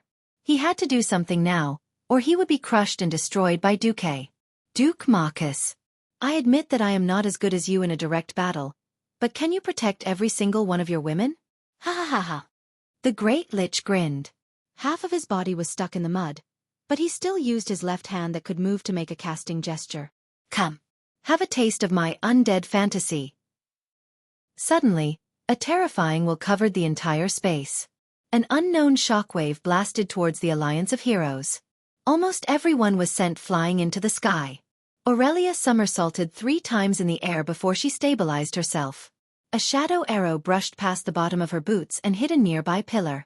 The destructive black air currents easily melted the pillar that was so thick that it would take 2 people to wrap their arms around it. Chapter 1280. The strange shockwave blew most of the heroes away, and some of them even tumbled a few times. Kalia covered her sore nose, tears streaming down her face. She looked rather pitiful. She saw Lucia crawl out of the ice barrier, her hands covering her red forehead. It was obvious that she had no choice but to use the godly skill ice barrier at the last moment. Everyone realized that the scene had abruptly changed from the vast ice dragon's lair to a mysterious palace filled with the aura of death. In the distance, the wails of the undead were heart-wrenching. The white fog that could not be seen clearly bound the evil spirits, skeletons, and zombies, forming a huge wall of the dead. On top of the wall, there were thousands of corpses. Their lower bodies were fused into the wall. Some of them were frantically trying to pull their bodies out, while others were resentfully reaching out their horrifying arms towards the experts of the Alliance. Kalia's eyes widened. Suddenly, she saw a burly male undead wearing the armor of a Stormwind city knight charging out of the fog, raising his 2-handed greatsword high and slashing at her. Even though Kalia had experienced many battles, she only had time to add on one of her holy word, shield skills. The commandment priest being closed in by a warrior was a rather helpless and despairing thing. Apart from taking it head-on, there was no good way to pull away again. No, before pulling away, she first had to take on this undead giant slash. Commandment magic that could be easily blocked by 10 knights at the same time was easily broken. Kalia's heart was seized by terror in an instant. She could only subconsciously raise the staff in her hand, trying in vain to use her weak arms to withstand this terrifying blow. Be careful. At the critical moment, Gavinrad arrived like the wind. The long and broad wind sword dangerously blocked the giant's blade at the last moment. There was no clanging sound of metal colliding. The strong wind and thunder on the wind sword directly bounced off the giant's heavy sword. Resuvius. Gavinrad frowned. Long before the attack on Naxxramas, every Alliance hero had received intelligence from Duque, pointing out the powerhouses who had been killed and then joined the Scourge army while Naxxramas was wreaking havoc all over the continent. However, he didn't expect that the guy who should have been destroyed in the fortress's bombardment would actually reappear in this strange space. On the other side, Jaina had exchanged more than 10 blows with a shadow sorcerer who had long white hair and thick dark circles under his eyes. He looked like a big-shot cultivator who hadn't slept for God knew how many nights. The image of this guy in front of him suddenly overlapped with the other catastrophe leader in the intelligence report. Plague messenger noise? Jaina cried out involuntarily. Theon slashed Ashbringer at a huge beetle-like monster, but unfortunately, the holy light he swung out was swallowed by the monster. That was a heavy blow that could easily turn a large group of undead into ashes. However, the other party did not dodge or evade. He took it head-on with his powerful body. Theon's expression darkened. A nub recon? If those people who should have been killed according to the intelligence report appeared here and shocked the Alliance experts, then the Alliance experts would be shocked. As for the last person, he shocked them to the extreme. Every Alliance expert's eyes widened as they saw a pair of huge dragon wings whizzing out of the white fog in front of them. After dispersing the cold white mist, a terrifying face was revealed. Under the two pairs of huge blue horns was a pair of long and narrow eyes that looked like golden pearls. They shone with an ominous glint. The thick sky-blue scales were covered with horny bone plates that looked like a swarm of bees. Each of the limbs was as thick and powerful as the pillars of a great hall. The claws were so sharp that they could easily tear apart a city wall, and the huge bloody mouth was filled with the aura of frost. Even if they did not recognize the giant beast's appearance, based on the same perception, every single one of the Alliance's powerhouses whispered the same name, Sapphiron. This was impossible. Yes. Everyone knew it was impossible. 6 years ago, Archimonde died. When Arthas responded to the call of the Lich King Nizul and rushed to Northrend to save him, he met the blue dragon Sapphiron. At that time, Sapphiron was a capable general under the blue dragon King Malygos, and was quite a powerful blue dragon in the blue dragon race. But when he met the two heroes, Arthas and Anubri Khan, he couldn't stand up to them. After Sapphiron was defeated and killed, Arthas used the power of corruption to revive Sapphiron as a frost dragon. The insufferably arrogant frost dragon Sapphiron became the claws of the Scourge army. Just a moment ago, everyone had seen Sapphiron's skeletal form. How could they see a Sapphiron that seemed to be alive again? Magni, who was in his god's descent state, smashed a fat abomination leader away with his hammer. He immediately yelled, "Jaina! Something's wrong. Are these guys illusions? If we get killed, will we really die?" Duque wasn't here, so Jaina, who was also a Breaking Dawn wizard, had the highest authority here. As Jaina attacked noise with frost magic, her eyes constantly scanned the surroundings. Her senses were fully activated, and she kept comparing the situation around her with all the information she knew. Suddenly, she remembered a story that Duque had told her many years ago about a warm man in a red shirt. It had nothing to do with illusions. It was a magic spell that used the caster's mental landscape to rewrite reality. The name of this forbidden spell was Inherent Barrier. Once this forbidden spell was activated, it would cause the surrounding space to change into a completely different scenery. The materialization of the mental landscape meant that the inherent barrier would replace oneself and the world without changing one's realm. At this time, the size of oneself and the world would be swapped, and the world would be completely locked in a small container. In Duke's example, the strange heroic spirit named Wei Gong is the wolf, had its inherent enchantment materialized into a red wilderness with countless ownerless sword tombstones. What appeared on the horizon was leaping flames, and in the distance were several huge gears. Jaina couldn't be sure, but Duque's example was the closest one she could think of. She immediately shouted, "Don't die! If we die in this world, we will also become corpses outside." I don't know if this is the inherent barrier that Duque mentioned, but I only know that to maintain such a terrifying illusory space requires an astronomical amount of mana, even for a demigod wizard. At this moment in the outside world, Duque stared at Kel Thuzad with a cold expression. Ha! How extravagant! To maintain this illusory world, the amount of mana you use every second is equivalent to the total mana of a Breaking Dawn wizard, right? Chapter 1281. It was impossible for Kel Thuzad to know that Duque had the system elf, the ultimate weapon among the ultimate weapons. He was only secretly shocked by Duque's terrifying observation skills. In this regard, he deepened his own judgment of the situation. Opposite him, Duque held onto Onyxia's reins and let her hang in the air. All of a sudden, his comrades and lover disappeared. This was no doubt a blow to Duke, but it was also a turning point. That was because the system elf's data stream was pouring down on his retina, which he hadn't seen in a long time. A huge amount of data poured into Duque's spiritual sea. After transmigrating for so long, from the initial discomfort, it had now become very natural. Duque could already read at least 100 pages of A4 paper in 1 second. In a sense, Duque could be considered a Superman. The unknown always easily brought fear, but when the mysterious veil was lifted in front of him, the excitement and thrill was like the goddess of victory lifting her skirt. Ah! That was the smell of the sea. Cough cough. The above was purely a slip of the hand and an irresponsible imagination. It had to be said that Kel Thuzad used his own magic and will to cast a forbidden spell-level magic, creating a space within a space, pulling the enemy in and beating him up. This was a move that Duque liked. The corners of Duque's mouth curled up in a strange arc, and he asked despite knowing the answer, I'm just curious, why don't you pull me into that small world? Thuzad was extremely cunning. When you become a great lich loyal to my lord, I'll tell you. An incomparably dazzling magic array that emitted a mysterious white radiance suddenly appeared below Duke and Onyxia. 10 times the gravity, coupled with a strong elemental repulsion, made Duque and Onyxia immediately fall into a trap.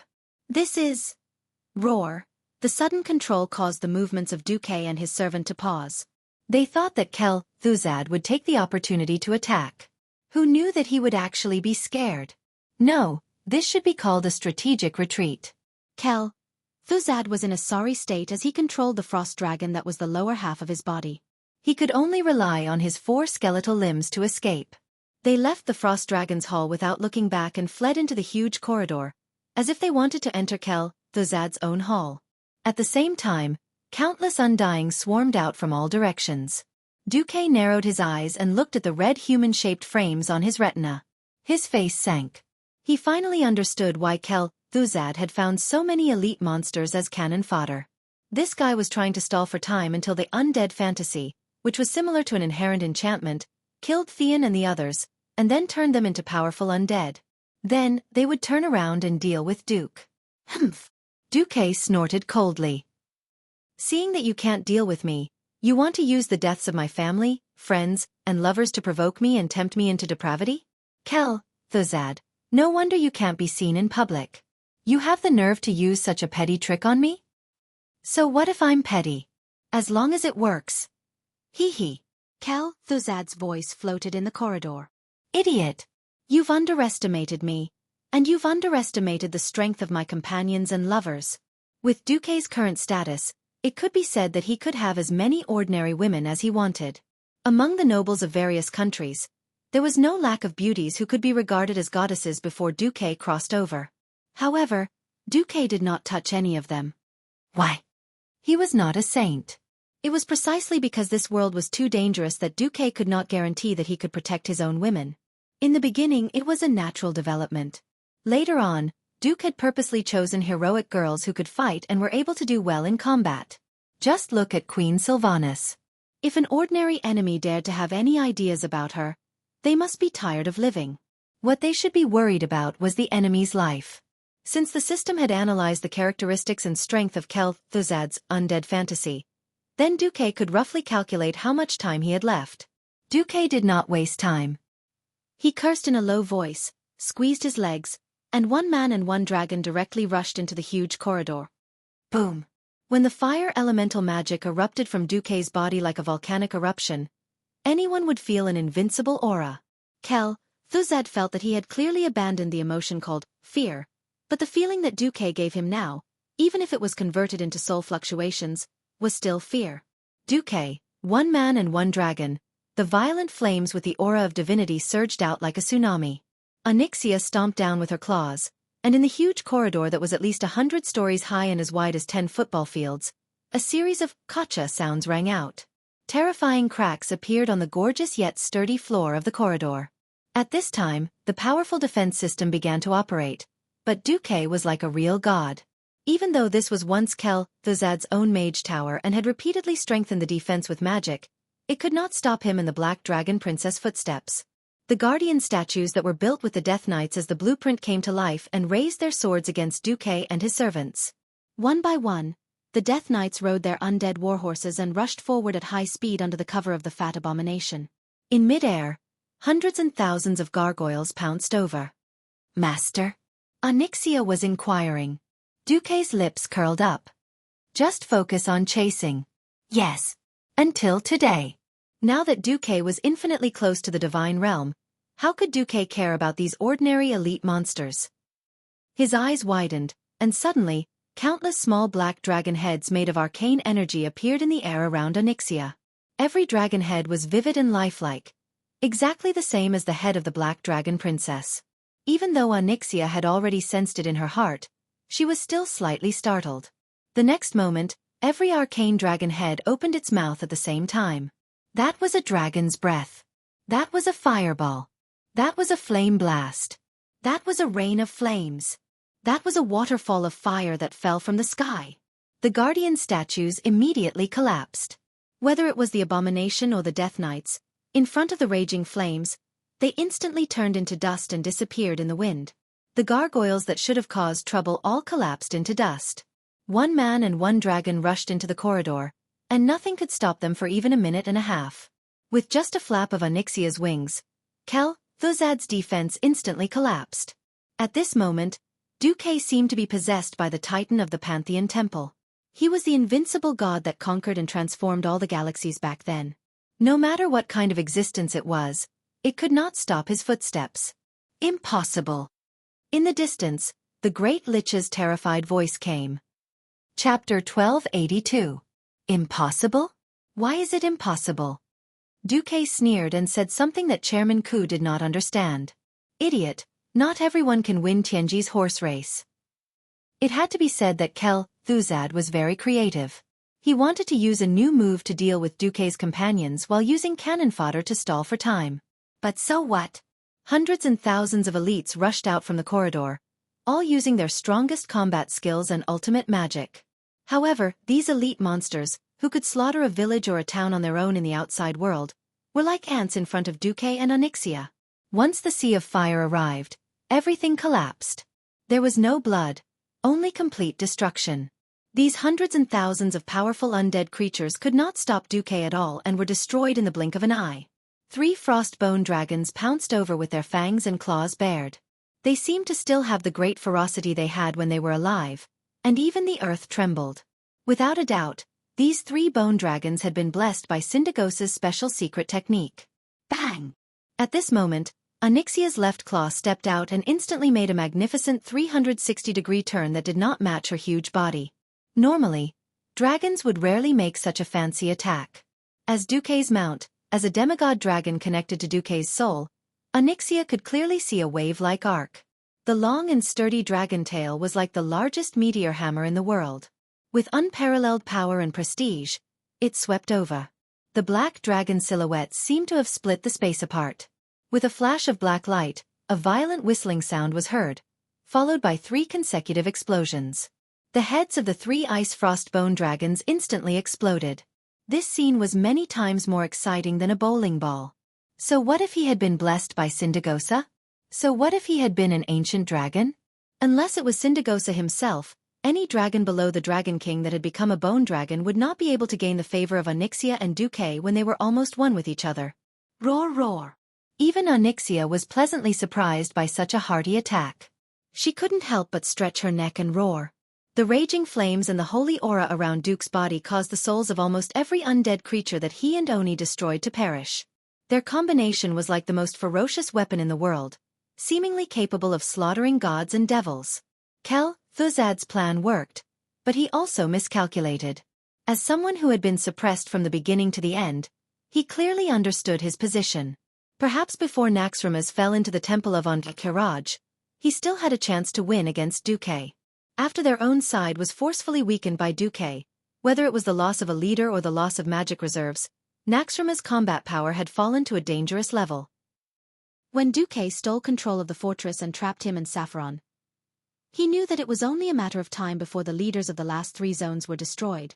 This was a last-ditch struggle, but it was also a last-ditch effort. Thuzad had no choice but to take the risk and play a game of high-level horses against low-level horses.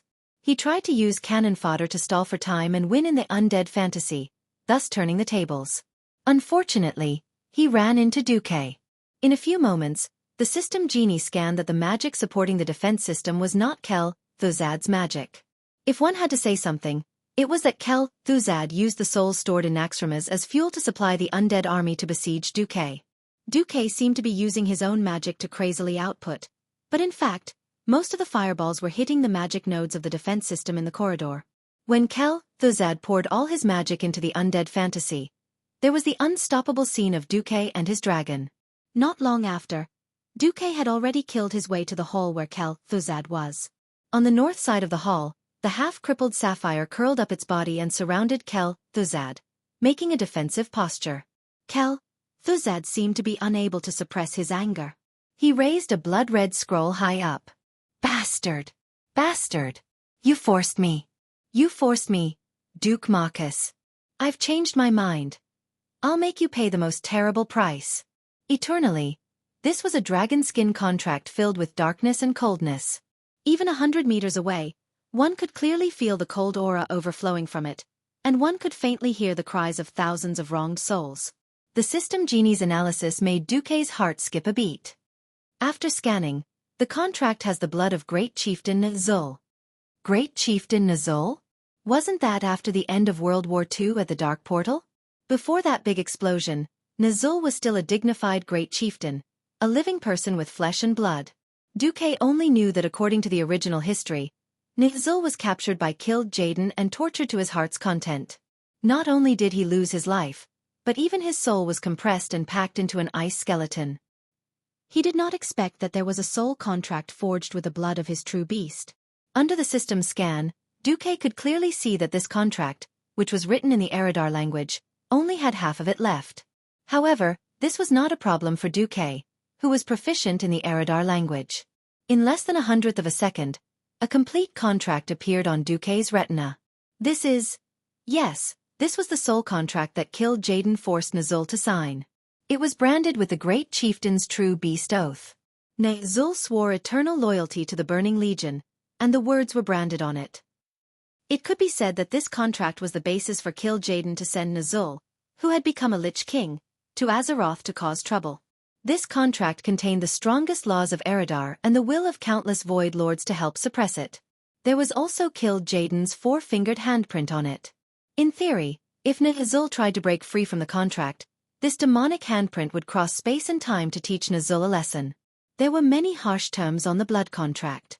Even if the contract had already expired, Xueqi felt suffocated just by looking at it. He could not help but tremble. Damn, it seemed that a guy called Infernal Affairs had broken free from the soul contract of the Burning Legion.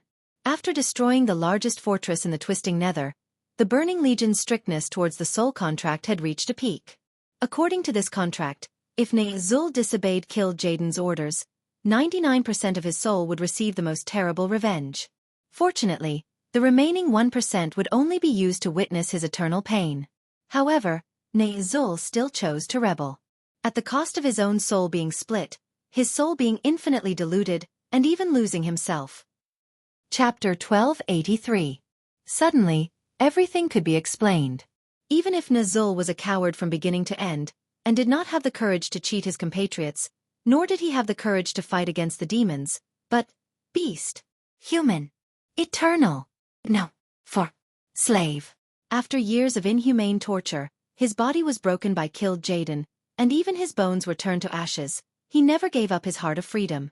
On the other hand, the demon commander's contract was not so easily violated.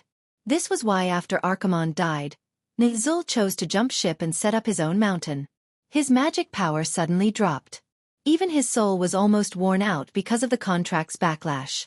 It would be strange if he was not weak. On the other hand, no one thought that Earthies would be so loyal that she ran to save her master.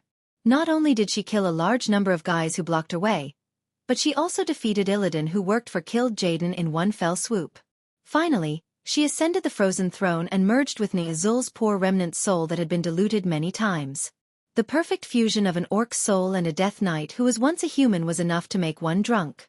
Xueqi did not know why Kel Thuzad took out this half of the contract at this time, but it could not be anything good.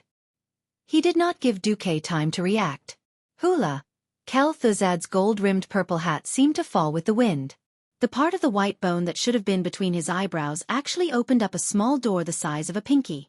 The side of the door flowed with a gray-white light. The hazy feeling was as if he had ground his own bones into ashes and scattered them. No. This was more like he had directly poured out the most profound and mysterious evil curse from his endless spiritual world. When the gray-white light between his eyebrows fell on Nezul's blood contract, a mysterious law that the system elves could not analyze on the spot melted. The blood stains on the dragon skin blood contract felt lighter on the spot. The next moment, the frost in the entire hall suddenly became several times stronger. A soul voice that was compressed to less than 10 seconds rushed into Xueqi's eardrums. If Xueqi was an ordinary person, he would have long ago gone deaf from this noise-like compressed audio. When Xueqi naturally unraveled this audio, even though time passed very slowly in the outside world, Xueqi could clearly hear Kel Thuzad's death declaration. He. It was just a man and a dragon, Yet they were not afraid of going against the Calamity Army, no, even the entire world of death. As expected of the Alliance's hero, Duke Marcus. I have already punished you 3 times for your arrogance. That's right. What you're tasting right now is the 3 consecutive traps that I've painstakingly laid out. 3. Duque could not help but frown. Hee hee. The most mellow poisonous wine could only be released at the last moment. Only then would it taste the most fragrant. So you shall die here. In the name of the Lich King. Facing the terrifying aura that covered the sky and covered the earth, Duque instinctively felt that something was wrong. He pulled the reins, intending to make Onyxia quickly retreat.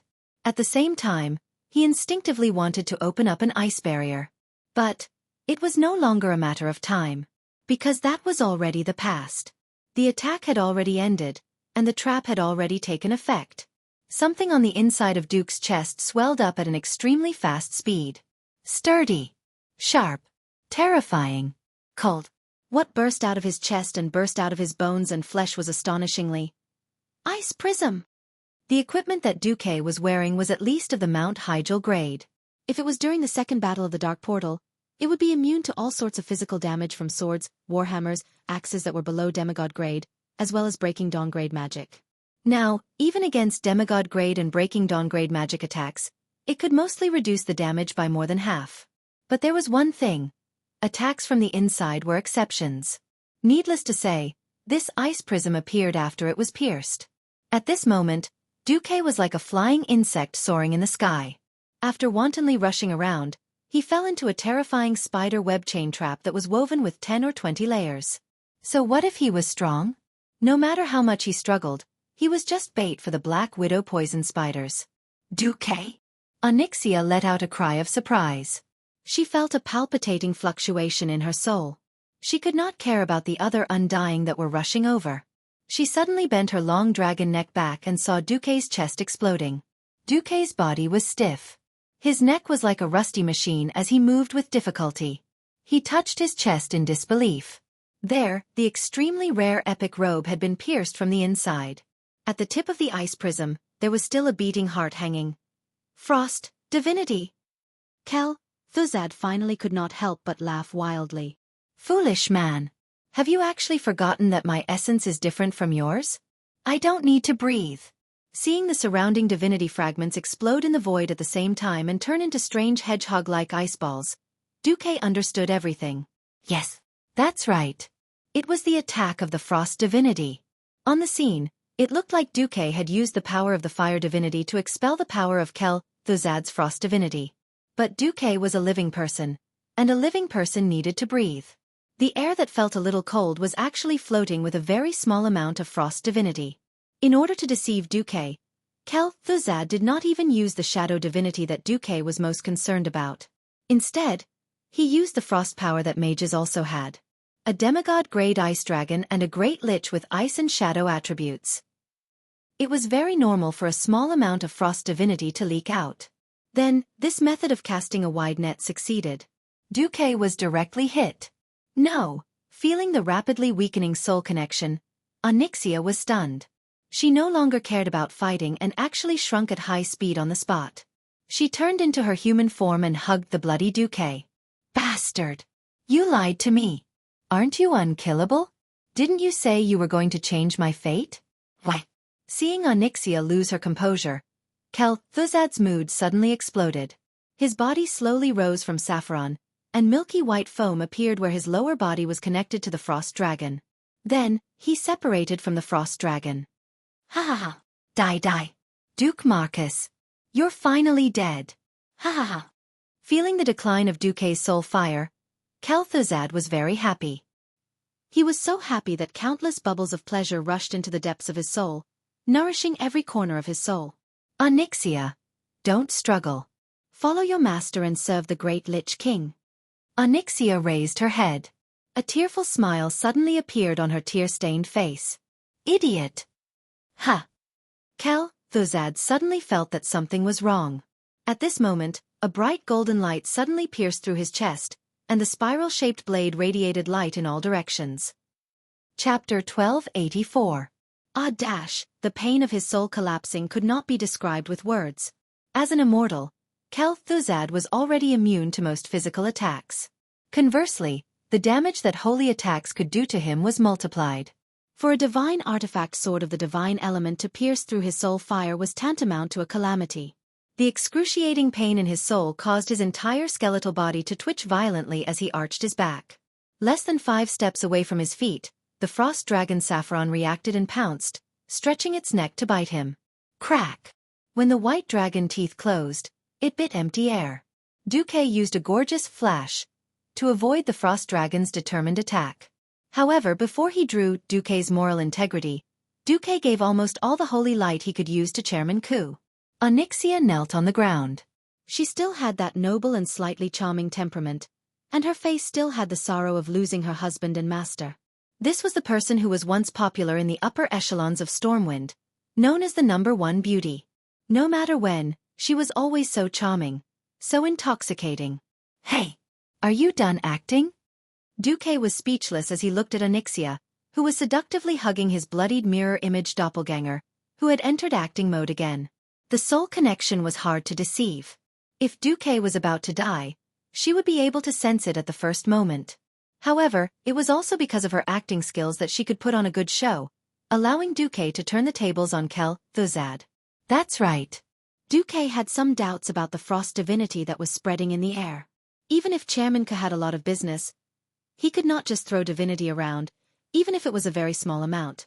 For high-purity divinity, no matter how small a mosquito was, it was still meat. So after Xueqi broke into the corridor, he directly told the Black Dragon Princess to make a mirror image doppelganger on the dragon's saddle, and he hid near the dragon's wings and turned invisible.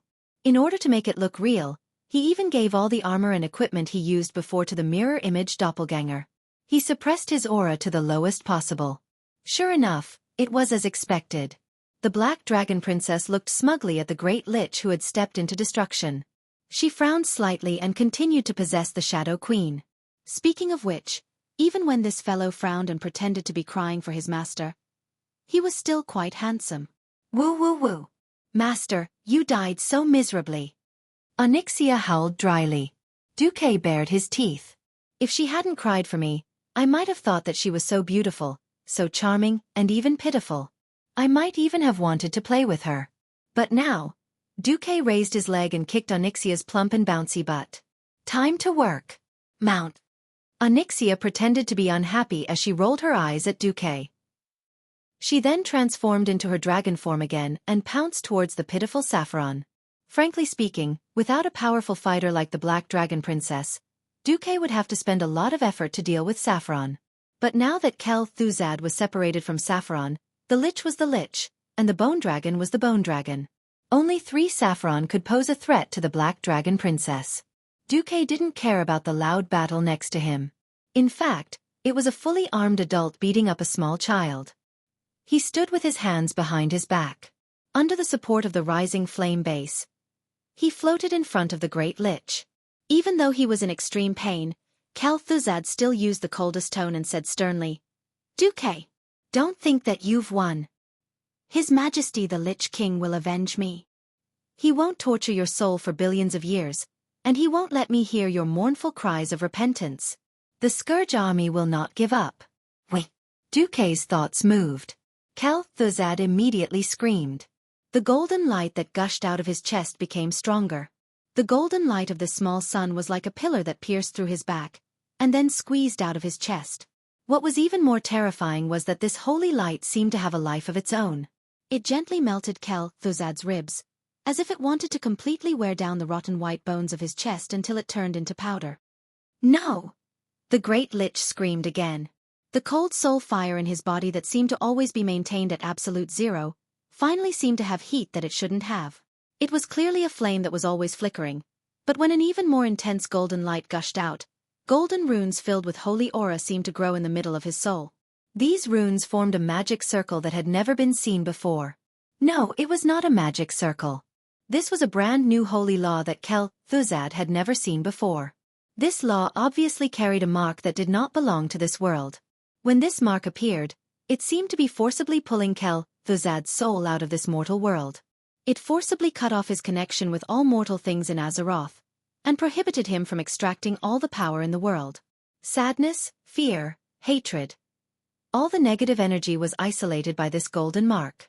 Impossible! This is no longer the power of mortals. Kel. Thuzad screamed and tried to put his 2 skeletal palms with only 4 fingers on Duque's shoulder. He had the deepest question. Why? This complicated power that involved the origin of the world, even if it was taken apart and mortals studied it for 1,000,000 years, they might not be able to see through it. Why could Duque do it? Facing Kel Thuzad's confusion, Duque said calmly, "It's not that I'm too strong, it's just that in the field of elements you're too weak. Earth, water, fire, wind, these 4 elements. When you master the mechanism of these 4 basic elements in this world, you can also be like me, isolating opponents with insufficient strength and preventing them from coming into contact with this world. What a pity! You have the frost divinity that Nazul left for you, but you don't know how to use it. Moreover, have you forgotten that this is a fortress left behind by the creation titans of the pantheon? The titans were godlike existences. How could the things they left behind be used by a small Breaking Dawn mage who played with necromancy magic?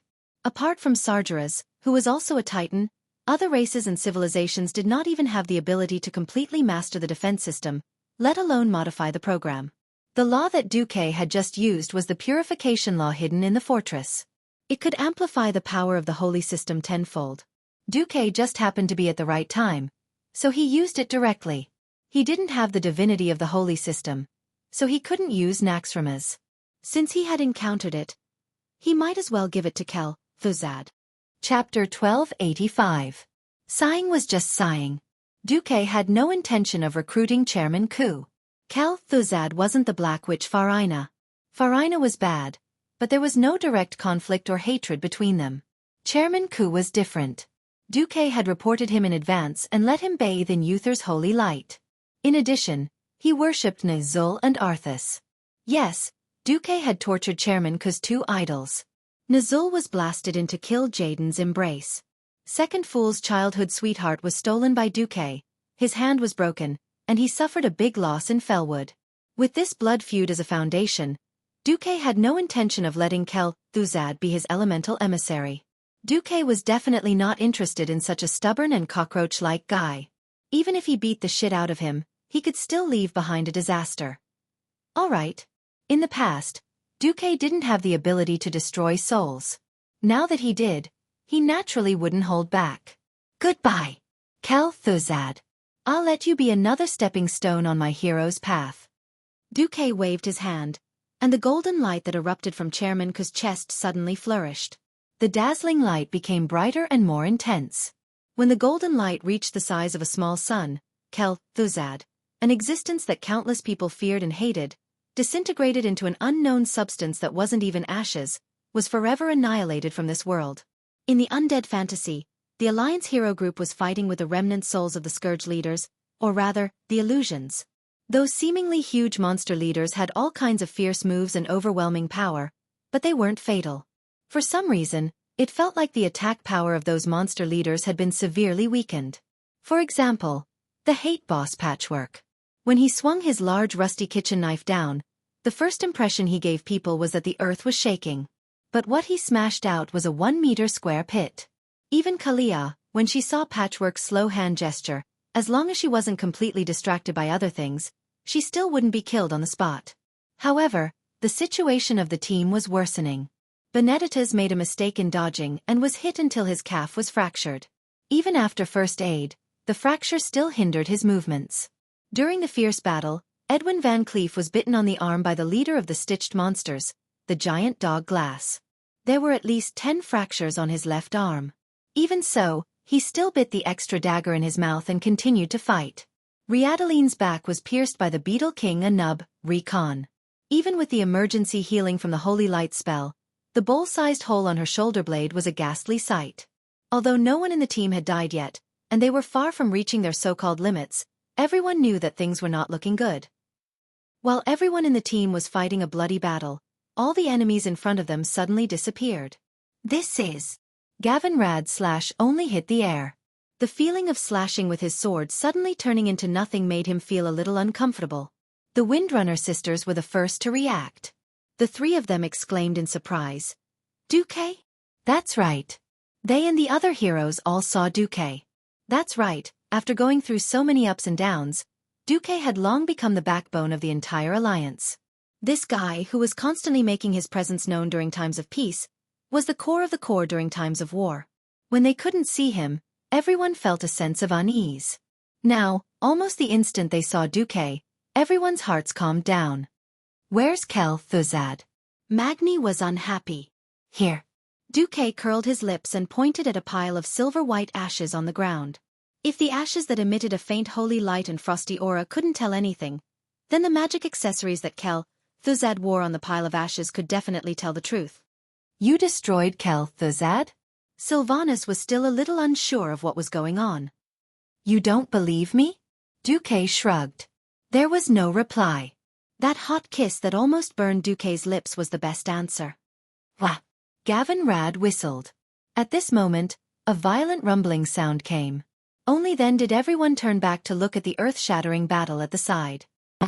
Actually, everyone didn't really ignore the Black Dragon Princess. It was just that everyone saw Onyxia pressing down on Saffron's dragon head with her claws and biting off his long tail at the same time. For a battle like this where the winner was already decided, everyone was a little uninterested. Roar! Saffron struggled with all his might. He furiously dug the ground beneath him. The beautiful floorboards were lifted up in pieces, revealing the black soil underneath. He even dug a large pit under his body, which was ridiculous. Poor fellow, accept your fate. Onyxia laughed sinisterly, and with a leap, she dodged Saffron's attack. Then, she rode on Saffron's back and bit the back of Saffron's neck. But everyone knew that it was over. At this moment, Xueqi flashed and appeared not far from Saffron. Onyxia had almost completely bitten off Saffron's cervical vertebrae, leaving only a little bit of connection. She let go and used her two front claws to press down on Saffron's skull and back. She yelled angrily, "Behave!" Originally, Saffron was still struggling with all his might. Suddenly, he stopped. Because something that looked like a compass was emitting an aura that made his entire body stiffen. It clearly said, "I'm busy" in dragon language. But that did not stop Xueqi from changing the concept and using it as a flag. Clear dragon language flowed out of Xueqi's mouth. Lost dragon soul. Wake up!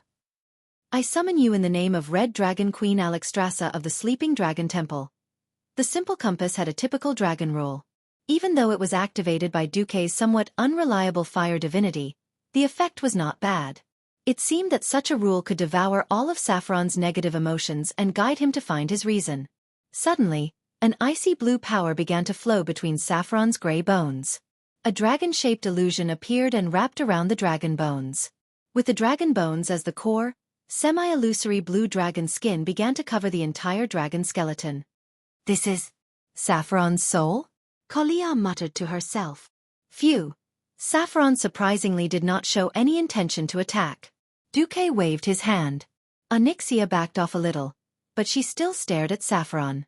Saffron, are you awake? Chapter 1286. Whoosh! Whoosh! Alexstrasza's will, which had lost its controller and was lured here by Xueqi, suppressed its stubbornness, anger, and resentment. Saffron finally woke up from his confused state. What did I do? It was in Draconic. You were killed by Arthas, and then your soul and body were enslaved, Xueqi said as he used his mental power to remove the fog in Saffron's soul. There were some things that, once imprinted in the deepest part of one's soul, could not be completely erased from one's soul unless one completely destroyed it. Saffron suddenly roared. I remember now, that wretched Arthas. Bastard. $at. The dragon's roar sounded like slang, but also like a meaningless syllable that vented anger. Anyway, the system elf translated it for Xueqi as a bunch of garbled code. In order to control this frost dragon, Arthas had suppressed Saffron's memories and sealed most of his soul and memories. Now that Xueqi was no longer there, Saffron, who had returned to his original nature, naturally lost his temper. Xueqi and the others were not annoyed, and just watched Saffron throw a tantrum. Finally, Saffron was done. Even with his once noble status, he had to lower his noble head at this moment, especially when Xueqi was still holding Alexstrasza's compass. He subconsciously believed that Xueqi represented the Dragon Sleep Temple. How is the Dragon Sleep Temple going to deal with me? Of course, Duque could not answer. Do you think you can return to the Dragonbone Wasteland? Every dragon that was about to die, or even after it died, its soul longed to return to the Dragonbone Wasteland to sleep forever. This was many times stronger than the genetic code that was imprinted in the deepest part of the gene. It was an instinct that could not be defied from the deepest part of the soul. But Saffron knew that he had lost that right forever. A fallen soul did not have the right to return to the Dragonbone Wasteland with his companions and ancestors. Of course, there was another way, which was to be nailed to the door of the Dragon Sleep Temple as a sinful traitor like Nesario. That was not what Saffron wanted. Now, he was a completely ownerless lonely soul. I. After saying the word I 3 times, Saffron still couldn't continue. It doesn't matter if you're killed, or if you're forcibly enslaved with your soul and broken body. However, the killings and sins you committed when you were a frost dragon can't be completely erased. You need to atone for your sins. Do you understand? Fraud Du patiently guided the blue dragon's soul, whose IQ had already dropped a little. Atone? How can I atone? Duque raised his chin slightly.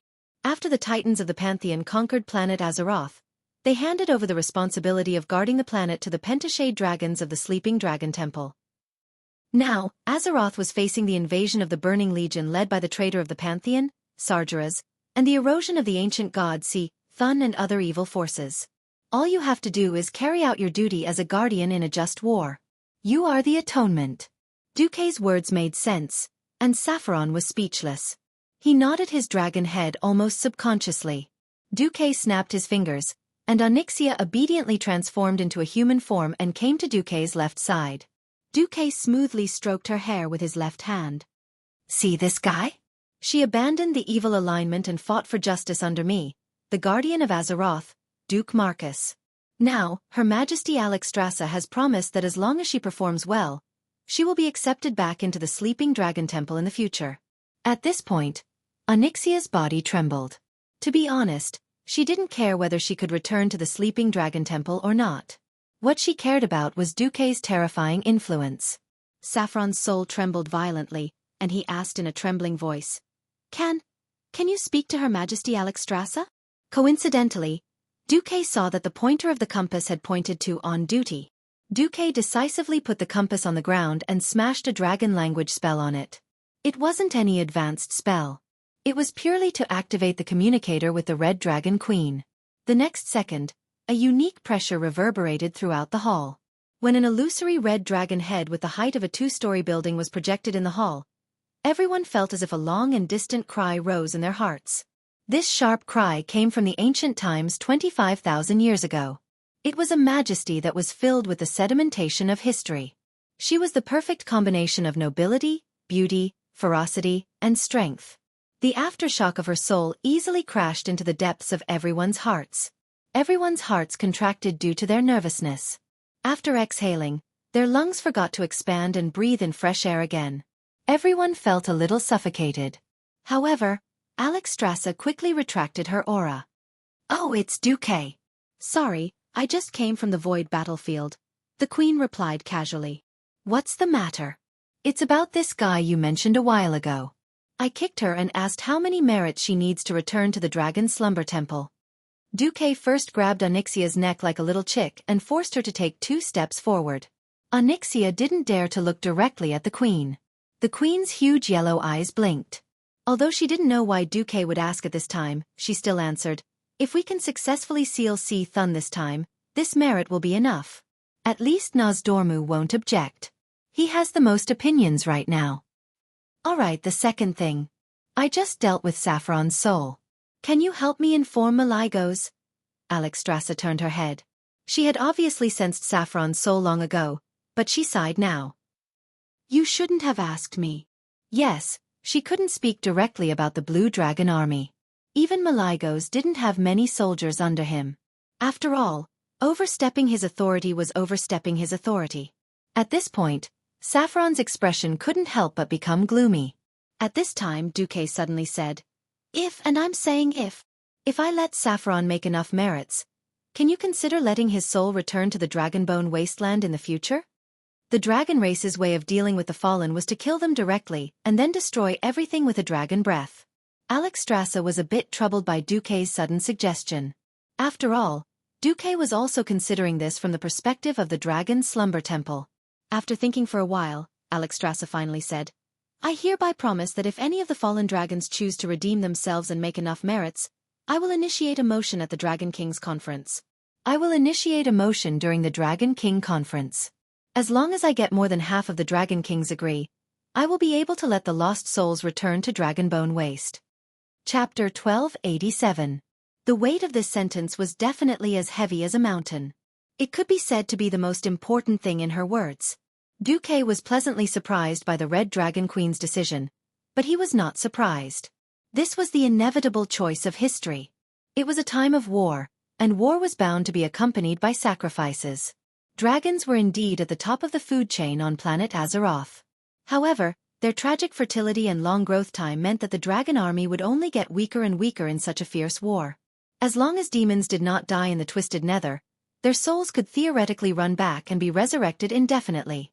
Under such circumstances, finding ways to replenish their troops became the biggest issue that the Dragon Sleep Temple could not avoid. After killing Nesario, the four-colored dragons had vented their hatred. However, under the situation of the Burning Legion's continuous attacks, the weakening of the protective circle due to the absence of the Earth Guardian, and the increase in casualties was also there. Otherwise, there wouldn't have been the decision to recruit Onyxia into the Dragon's Slumber Shrine, and the fact that a fallen soul was allowed to return after redeeming itself. If it was the Dragon Sleep Temple of the past, they would not have even thought about it. Rules were dead, and dragons were alive. Alexstrasza wasn't stupid enough to challenge the rules with her limited lifespan. Just like the Alliance later in history, Death Knights, Demon Hunters, and so on openly joined the Alliance camp. Now that the Red Dragon Queen had given an opening, if Duque still did not know how to behave, then he would have lived in vain. Since the Queen had given Duque a free hand, who would take advantage of it? Of course it would be Duque. Yeah. Old dragon, you have a redemption scroll that is about to expire. May I ask if you want to use it? If you want to use it, please sign this indenture. Everyone could see that Duque was up to no good. However, no one could be jealous. Firstly, those who could sneak into the Alliance's hero squad were either kings or true heroes. Secondly, Duque's experience, status, and methods were not something they could imitate. Want to take a dragon as a follower? Sure. You could save the Red Dragon Queen first, or kill the Black Dragon King's entire family. Kill the males and take the females as mounts.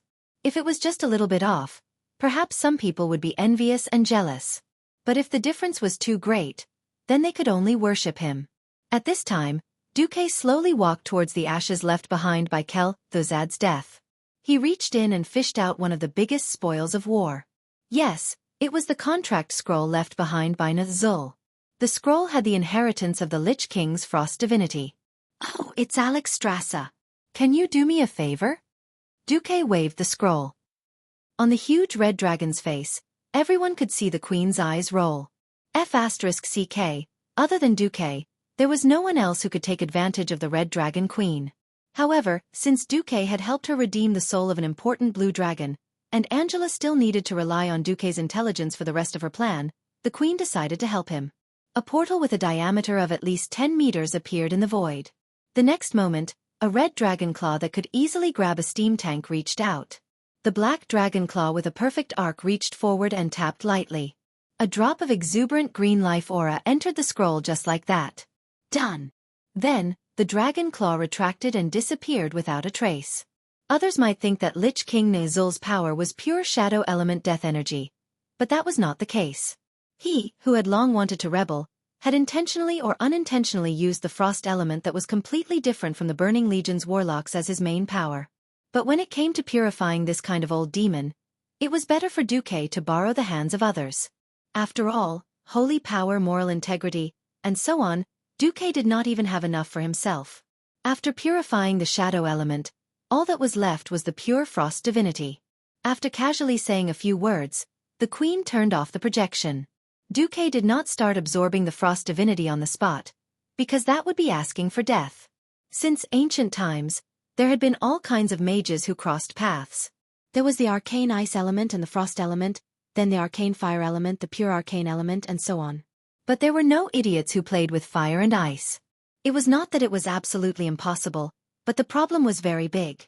The essence of ice and fire was in conflict. Whether it was the element itself or the various metamagic abilities, they were all opposites that fought to the death. Secondly, without the arcane circuit as a foundation, the endurance would be very poor. One could be a three-element great mage of fire, arcane, and frost. Note that there was a prerequisite, and that was to have a sufficiently powerful arcane magic circuit as a buffer. Therefore, before mastering the arcane divinity, Xueqi did not dare to directly absorb the frost divinity. One had to know that the flame divinity in his body was produced by Ragnaros and was extremely violent. If he rashly absorbed the frost divinity of the Lich King, he might explode on the spot. In addition, why was it said to be one of the biggest spoils of war? Because there was another highlight. Xueqi took out the Atish, legendary guardian staff, from his storage space. Although it was already emitting a strong magical wave, it was still not systematic and always stirred up turbulence of magical power. Xueqi's heart was beyond excited. That's right. He had already sensed that the body of the staff was made of 40 fragments, plus the head of the staff itself. The last remaining part of this artifact staff, the staff's tail, was just 10 meters in front of him. There, at a glance, was an empty wall. Only the connection between the artifact parts told Xueqi that it was where Thuzad's treasure was located. Open! Xueqi waved the drumstick-shaped staff, and 3 translucent black crows appeared from the top of the staff. They flapped their wings through the phantom fog and circled above the treasure chest. A second later, the illusion collapsed, and every expert from the Alliance couldn't help but let out a sigh. The huge treasure chest with silver skull carvings made a clatter sound and opened by itself. An inconspicuous wooden thing flew out, drew a gorgeous blue-purple arc in the air, and finally deftly embedded itself at the end of the staff in Xueqi's hand.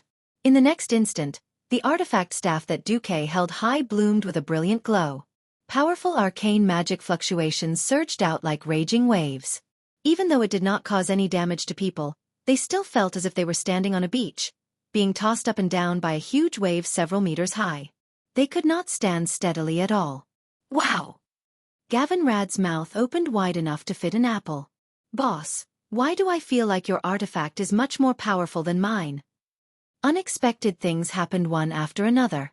As if it was provoked, Magni's Savra's, hand of Ragnaros the Balrog, ignored its owner's will and burst out a blazing light, forming a fire pillar that would take 3 people to wrap their arms around it and burst into the sky. Chapter 1288. This pillar of fire didn't cause any damage. It was simply a demonstration of its unwillingness to be left out. Seeing that Magni, who had his mouth wide open, didn't even use God's descent, he knew.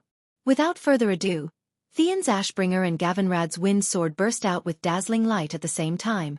A blazing pillar of fire, a holy golden pillar of light, and a pillar of wind and lightning surrounded by lightning. In their own way, these 3 divine artifacts made a threatening declaration to the divine artifact staff in Xueqi's hand. The humming mixed with the light made everyone gasp in amazement. Soon, the winner of this divine artifact competition was decided. The radiance of Atish in Xueqi's hand grew brighter and brighter. The purplish-blue light became the only theme in this space. Even the frost around the hall was dyed red. At this moment, something happened that left Xueqi speechless. 3 black, translucent crows appeared again, making unpleasant caw, caw, caw. To put it nicely, it was a clear sound, but to put it bluntly, it was a pain in the ass. This reminded Du Mohan of the cartoons he had watched in his childhood. Whenever the time came to complain, there would be a black crow flying elegantly in the sky. As it flew, it would shout, "Idiot! Idiot! Idiot!" Yes. The drumstick was just that F***ed up. It just so happened that this strange scene made a new development in the situation. With the crow's cry, Theon's Ashbringer was fine, but the other 2 divine artifacts suddenly withered. Was it because their souls had suffered 100,000 damage, and they couldn't even lift their heads, or was it something else? Well, to be honest, it really was spiritual damage. The powerful system ELF intercepted a telepathic transmission that was similar to a video transmission from Atish. As for what it was exactly, it couldn't be completely analyzed. However, there were 2 scenes that were certain. One was Xueqi leading a team to kill Ragnaros, and the other was Xueqi defeating the Wind Prince. This was clearly the drumstick's announcement. Your former masters were all defeated by my master, and your masters are all my master's subordinates. All right. Xueqi was dumbfounded. He almost wanted to spread out the legendary brush and ink on the spot and write a word of admiration for Atish. Damn it, even though you're a godly staff at your level, you still know how to use data to slap people in the face. There's no one else like you. Seeing that the fire demon hammer and wind sword had admitted defeat, Atish let out an even more melodious crow-caw. Quack, quack, quack. It was cheerful and hurried, looking for a beating. How arrogant. Xueqi swore that if this thing wasn't his divine artifact rod, he would definitely find a chance to dismantle it into parts. What was it again? Whoever likes it can take it. Teacher Xueqi. Can I touch it? On the other side, Jaina had already run over. She clasped her hands tightly, and her eyes were already the standard starry eyes of a star chaser. She was acting coquettishly and cute at the same time. If it was someone else's artifact, she would be too embarrassed to touch it and study it. But as for Xueqi, as Xueqi's disciple and partner, he had special rights no matter what. No problem. Xueqi very straightforwardly handed over the drumstick. Of course, just in case, he didn't let go. At the same time, he sent a strong thought to Atish. This is your master's chick, don't hurt her, or I'll dismantle you. Immediately, Atish sent back a thought. No problem, you and me, who's with whom? Something that left everyone dumbfounded happened again. Not only did Atish read Xueqi's memories and hum out the famous melody of Ode to Joy, he also made 3 illusory crows perch on Jaina's hands and shoulders, letting out low caws as if they were trying to please her. Their long curved beaks gently rubbed against Jaina's delicate face. Xueqi's mouth turned into a standard O shape on the spot. Damn it! Wasn't this the divine artifact passed down by Saint Medivh? How did it become so shameless? Was it really like its master? Kakik. Jaina laughed happily. Surprises came one after another. Suddenly, a large pop-up window popped up in the system, taking up almost half of Xueqi's field of vision. Your divine artifact, Atish, legendary staff of the Guardian, is transferring arcane divinity to the host. Do you accept? Xueqi was stunned for a full 3 seconds. What did it mean by one can wear out iron shoes in fruitless search, but find it by chance without any effort? That was it. 20 years. It had been too long. So long that Xueqi had already forgotten that the drumstick's previous owner, Medivh, was also a demigod. That's right. Medivh was a demigod great arcanist with the title, Astral Wanderer. He was also proficient in 3 elements, but he was most famous for spatial magic based on the arcana. Xueqi didn't expect much at all. He was already very happy to be able to gather Atish and get a divine artifact. Who knew that there would be additional divinity as the grand prize? Ha ha ha. Arcane divinity. Arcane divinity. I can become a demigod this time. Excitement. Ecstasy. Exhilaration. Xueqi didn't know how to describe his current feelings. 22 years. He had traveled to Azeroth for a full 22 years. From a worthless young man who had almost nothing to his name, who could be humiliated by any random noble, to the #1 person in the Alliance today, a super expert who was about to break through to the demigod level. Xueqi had gone through a lot of hardships. Thinking back on the many times he had narrowly escaped death, or rather, the painful experience of dying and coming back to life, Xueqi still felt that it was unbelievable. Humans were always unsatisfied. Or rather, desire was the driving force for humans to move forward. He had thought that it would be good if he could just muddle through life and not become a ghoul. He hated aging and longed for immortality. He didn't want to live forever and longed for power. What did he want? Wasn't it to live better? Perhaps, with great power came great responsibility. But so what?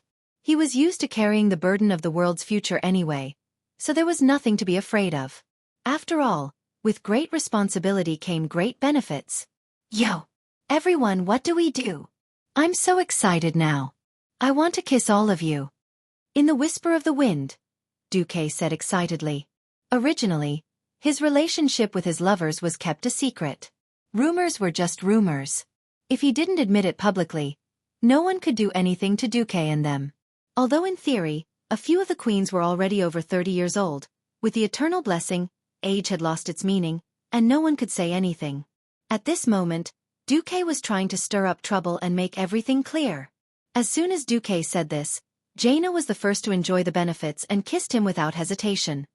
So fragrant. Looking at the silver line connecting the lips of this so-called master and disciple, Gavin Rad was embarrassed. But this was just the beginning.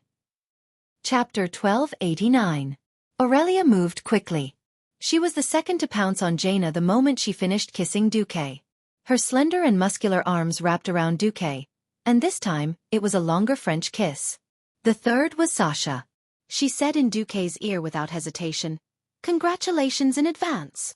If the first three candidates weren't surprising to others, then the last three would be shocking to the public. Elucia Berov, the Queen of Alterac, and Kalia Menethil, the Queen of Lordaeron, were a little shy. They held hands and gave Duke a light kiss, one after the other. Even Sylvanas, the Queen of Sin Dorii, made an apologetic expression at Riadeline before lining up to kiss her like a moth to a flame. What was most surprising was that after 2 seconds of hesitation, Tyrande, the High Priestess of the Night Elves, who was said to have dedicated everything to the goddess Elune, was at the end of the line. Tyrande's holy face revealed a cunning expression as she faced her royal and general teammates, who had been struck by lightning. She gestured for them to keep quiet. Shoo! For the sake of being teammates, don't tell the Night Elves. As for the goddess, she knows. Fortunately, everyone here was a hardcore member of the Alliance.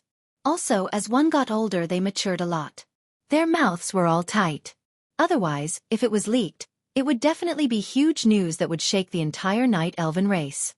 Gavin Rad was first surprised, then envious, and finally pounded his chest. He almost turned into a member of the FFF team and burned Duque and the others. Damn it! Should we celebrate our victory and show off our love? Half of the beauties in the hero team belong to you. Do I still want to live? Theon patted Gavin Rad's shoulder. Yo, don't forget, you're a paladin. Gavin Rad said bitterly. Don't worry, I'm envious at most. I won't be jealous. He turned and ran over. Boss, teach me Canon Girl's godly skills, okay? On the other side, Riadeline also smiled bitterly. Well, the Queen of the Alliance has been taken by Duque. Let's see how Duque deals with this. Aurelia hugged Duque and whispered in Duque's ear, I heard that once you become a demigod, your soul will stabilize. If that's the case, I want to have a monkey with you. Give birth to a monkey. Aurelia had learned this from Duque. Hearing this, Duque could only smile bitterly. I haven't become a demigod yet. I heard it's very dangerous. We believe that you will succeed, the three Windrunner sisters said in unison. If it's monkeys, I want them too. Sasha added weakly.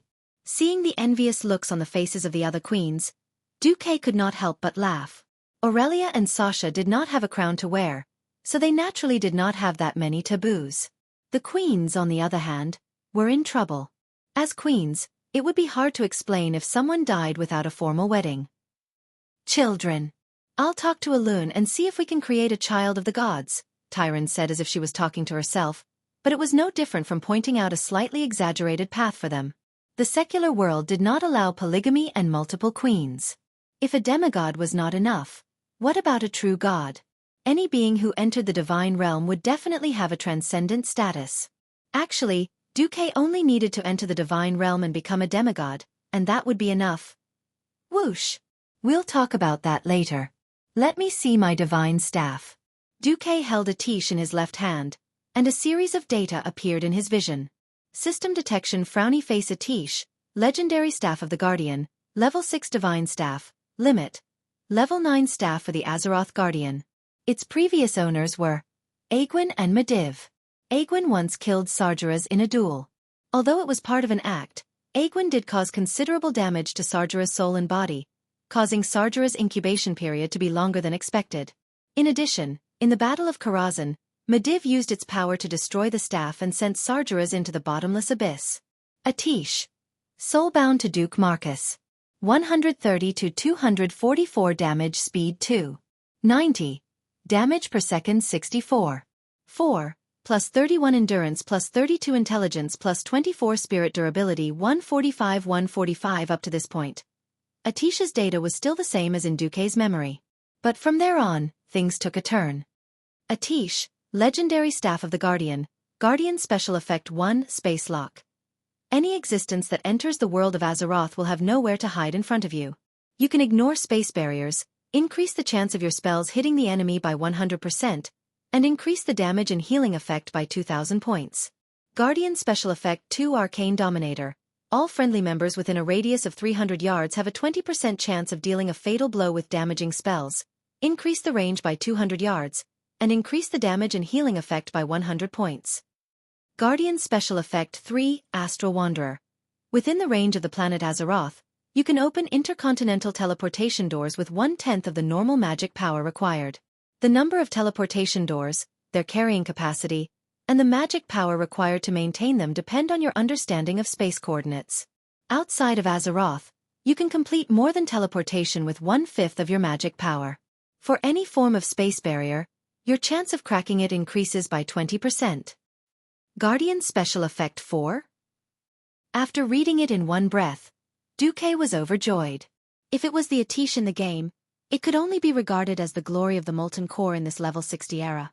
Although it was rare, even looking at the entire national server, there were only 1167 players who had it, but after all, it was not the only one in the world. After coming to the real world, he now had the blessing of the Guardian Halo. Only then did this divine artifact magic staff show its true potential. Ignoring the weak ordinary attribute bonuses, just the known special effects exclusive to the 3 Guardians were extremely awesome. Xueqi suddenly understood a little why the basic attribute bonuses of this artifact were so low. If the bonuses of endurance and intelligence were also super high, then this artifact would not be grade 6 but grade 9. Xueqi had no clue how to upgrade this artifact staff. Xueqi planned to find Medivh or his mother Egwene when he had time. Surprises came one after another. At first, Xueqi's moral integrity only provided additional fire attribute bonuses because the magic power supply was not perfect. Now it was completely different. The system prompted him to inject more divinity into the spiral sword. However, it is strongly recommended that the host carry out the injection of elemental divinity after advancing to the demigod level. Chapter 1290. After all, the previous system notification said, if you can absorb more elemental divinity, the power of the divine sword will be greatly increased. Now, it was strongly recommended to come back after leveling up. There was only one explanation. Injecting it after leveling up would be more beneficial to Xueqi. If Xueqi was still in a slightly confused state before, now Xueqi had completely understood that the time to break through to demigod had come. As long as he finished up the work in Naxxramas, with Atish, Xueqi was now a genuine guardian of Azeroth. If there was anything different between him and the previous guardians, it was that he lacked the demigod magic that was infused by all the members of the Tirisfal Council. That wasn't important. As long as he broke through to demigod, everything would be solved. Duke lifted Atish gently, and immediately felt that his arcane magic circuit had increased by more than 200%. The surging magic power reverberated in the huge circuit formed by the connection between himself and the divine artifact staff. If Duke, who was a third-class Breaking Dawn, was able to produce large rivers and lakes of mana every second, he would feel like he was in the middle of an ocean right now. Xueqi turned to face the soul of the ice dragon and said loudly, Sapphiron, I ask you, are you willing to be under my command and become my exclusive elemental emissary? Fight to protect the world of Azeroth, wash away your sins, and achieve the ultimate goal of returning your soul to the Temple of Dragon Sleep? There was nothing to think about. Sapphiron, who was in soul form, lowered his proud head. I am willing. Xueqi didn't say anything else. He raised his staff high, and a beam of blue light shot toward Sapphiron's huge soul. Like silk being spun from a cocoon, everyone vaguely saw countless black threads being drawn out of Sapphiron's soul and dissipating in the air. Then the frost aura in the entire hall began to gather on Sapphiron's spiritual body. A series of sizzling sounds rang out. Under Xueqi's extraordinary magic power, not only Sapphiron, but even the hall they were in felt like it was being frozen. It was just that one was coming out, and the other was coming in. As the entire space began to become illusory, Sapphiron's soul began to materialize. The ugly white bones were covered by muscles formed by the condensation of elements. Then, a dragon's skin as white as snow appeared out of thin air. 10 seconds later, there was one less fallen bone dragon in the world, and one more elemental dragon that was transformed from the purest frost element. From this moment on, Sapphiron became an elemental creature similar to the fire phoenix. After dealing with Sapphiron, it was time to split the loot. The Alliance heroes quickly and simply picked out the epic equipment that they wanted. Of course, Naxxrama's equipment was only at level 80. The rest of the equipment was equivalent to level 60 in the game, so the 15 of them were not interested in it. They would probably leave it for William and the rest. On this day, in the Cenarian fortress in the north of Silithus, the battle was still at a stalemate. Although the allied forces had gathered the elites of the Alliance, the Horde, and the Dragon Race, they were still unable to push the battle to the wall of beetles in the middle of Silithus, let alone the temple of Ankh-Kiraj. Grom Hellhowl, who was covered in mud, was covered in green and yellow. These were the body fluids of the insects. After solidifying, not only did they emit a foul smell, but they also looked very funny. Lord Howl, who had retreated to the fortress, could not help but complain to Thrall. "Great Chief, how long are we going to defend? If we really can't, we can form an assault team and destroy some damned insect nest first." Thrall did not answer directly. Instead, he asked, "How many elites do you think the Horde will sacrifice to achieve this goal?" Lord Howl was stunned. His expression was one of unwillingness at first, but then it turned gloomy. Although the Horde had brought tens of thousands of people this time, they did not even need to compare it with the thousands of elites who had attacked Blackrock Mountain. Just by looking at the old and the young, one could tell that this Horde army was just for show. It was now the 7th year of the westward expedition. It was far from enough for the new generation of orcs to grow up. Those 5- or 6-year-old children would need at least 10 more years before they could barely fight. There were only 100,000 orcs in the westward expedition. After the conflict with the Night Elves in Grey Valley, the Burning Legion's invasion of Mount Hyjal, and the latest battle with the beetles, it could be said that almost all the orcs who could fight were here. Without the support of the Tauren, trolls and goblins, the Horde would not even be able to gather 100,000 troops. The Tauren had never been a race with a large population. To be able to bring out 5,000 soldiers was already the result of Kane's full support. Wajin's Darkspear clan was also a branch of the trolls. 10,000 soldiers was the limit.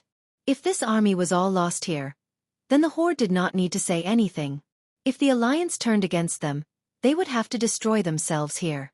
This time, the Horde's territory was the most directly affected by the swarm of insects. If the Alliance was ruthless enough, they could wait until the Horde's warriors were all killed, and then come to pick up the spoils. The Alliance was also suffering from internal and external problems.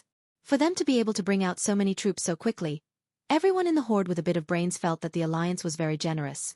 Although the situation was not good, the stupid insects would not learn to intercept the Alliance's supply railway. With the continuous flow of firearms, the battle-loss ratio was still very eye-catching. Often, the death of 100 giant insects taller than the orcs was the sacrifice of one Alliance or Horde warrior. In a situation where the Alliance's priests were so powerful, as long as they were not beheaded on the spot and dragged to the rear, even if they were still breathing, they could be saved. Therefore, when Duque made it clear that they would wait until they dealt with Naxxramas or Zul'Gurub before taking further action, Sal and Wajin raised their limbs and voted in favor. Not many people would die, and it would allow the young orc warriors to gain valuable combat experience. This kind of good thing did not happen every day. Other than the worry that after the Alliance and the Horde joined forces, it would increase the possibility of the Horde being annexed, there was nothing bad about it. Just as Grom was about to leave, Sal and the others suddenly heard a shrill cry. "Warning! There are army-level insects." Army-level insects were super-large insects that could only be killed by an entire army.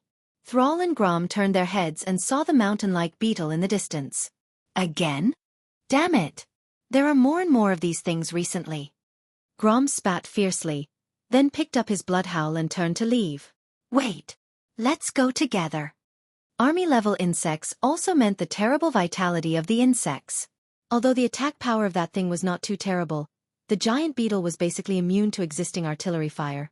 If it was allowed to rush to the edge of the fortress, it would undoubtedly greatly affect the line of defense. Once the line of defense collapsed, it would be filled with human lives.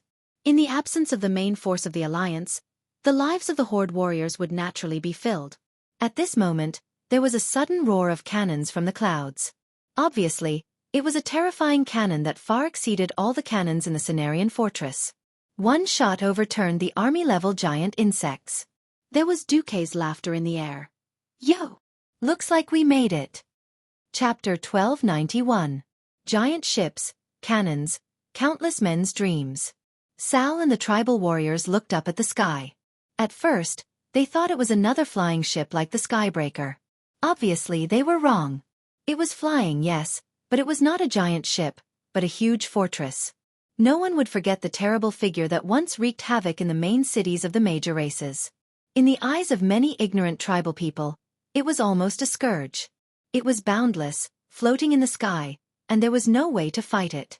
Every person could only hide in the main city with the strongest defense, trembling, listening to the terrible wail of death lingering in the sky, waiting for the judgment of extinction to come.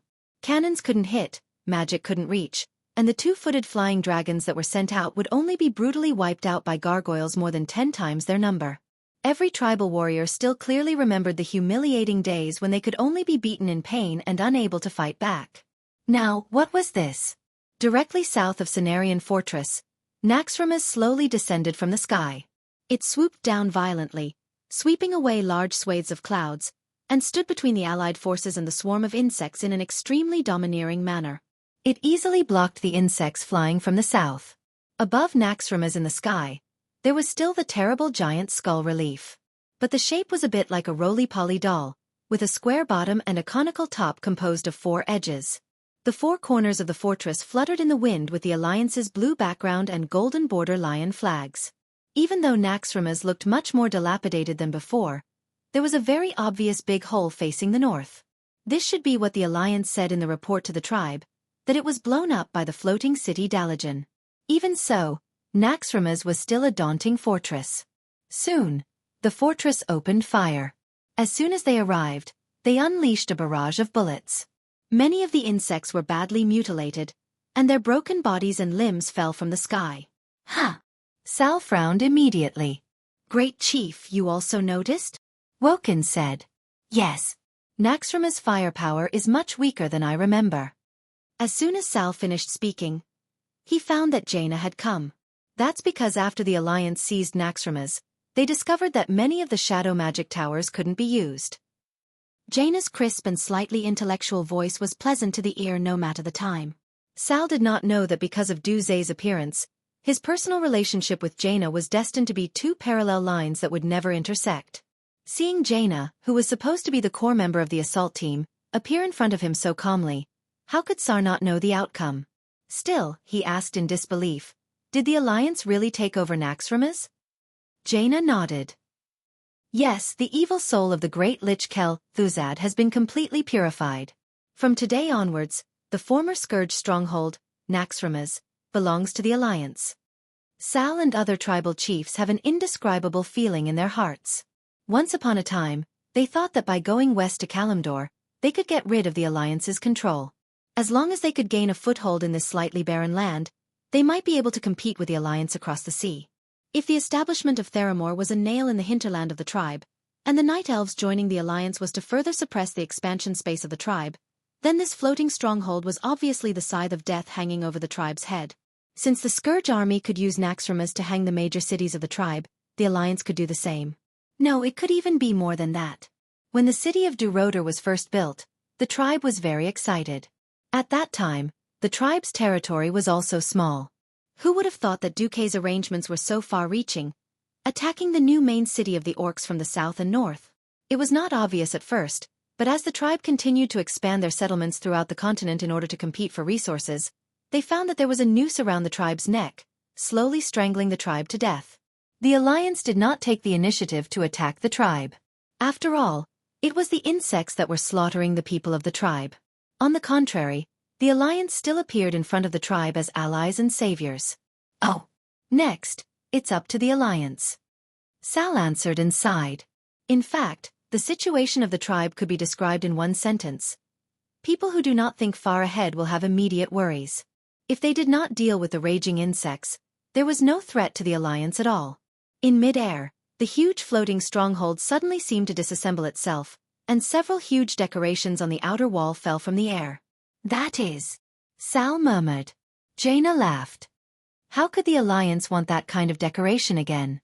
At this time, everyone saw clearly that it was Naxxramas who threw down the large skull relief sculpture that was the size of 10 football fields from the outer wall of the upper half of the stronghold.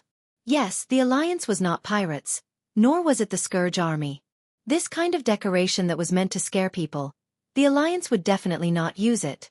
The huge stone sculpture smashed down from 1,000 meters high, and immediately there was a tremor in the mountains. Of course, the effect was also obvious. The stone sculpture that was 30 meters thick came crashing down, and in the eyes of the insects, the scene was like the sky falling down. The huge and seemingly endless shadow pressed down, and the insects in the middle had no place to hide and were crushed into meat sauce on the spot. Splat! The insect slurry that splashed out from the cracks of the broken stone sculpture was a full 10 stories high. On the stronghold 2,000 meters away, almost every Alliance soldier who witnessed this scene could not help but grit their teeth. Immediately, they let out the most enthusiastic cheers. Ha ha ha ha! Good. Kill those brainless insects. Long live the Alliance. Under the watchful eyes of the 100,000 Alliance soldiers on duty, Naxxramas moved again, slowly flying to the southeast of Cenarian's stronghold. The two strongholds, one on the ground and one in the air, formed a triangle with each other. Naxxramas descended. Because the speed of its descent was very slow, even when it landed on the ground, it did not cause much shaking. It only flattened several large sand dunes. On the side facing the railway, the stronghold opened a super gate that was at least 20 stories high, and a ramp that was 30 degrees from the ground descended. Jaina laughed. The Alliance is going to arm the entire Naxxramas stronghold as a mobile base to advance the front line. Now, on behalf of the Alliance Commander Duke Marcus, I officially request the Horde to send about 2 clans of troops as the garrison of the stronghold. After that, Jaina showed Sal an official document written in both Orc and human common language, stamped with the seal of the Alliance Command.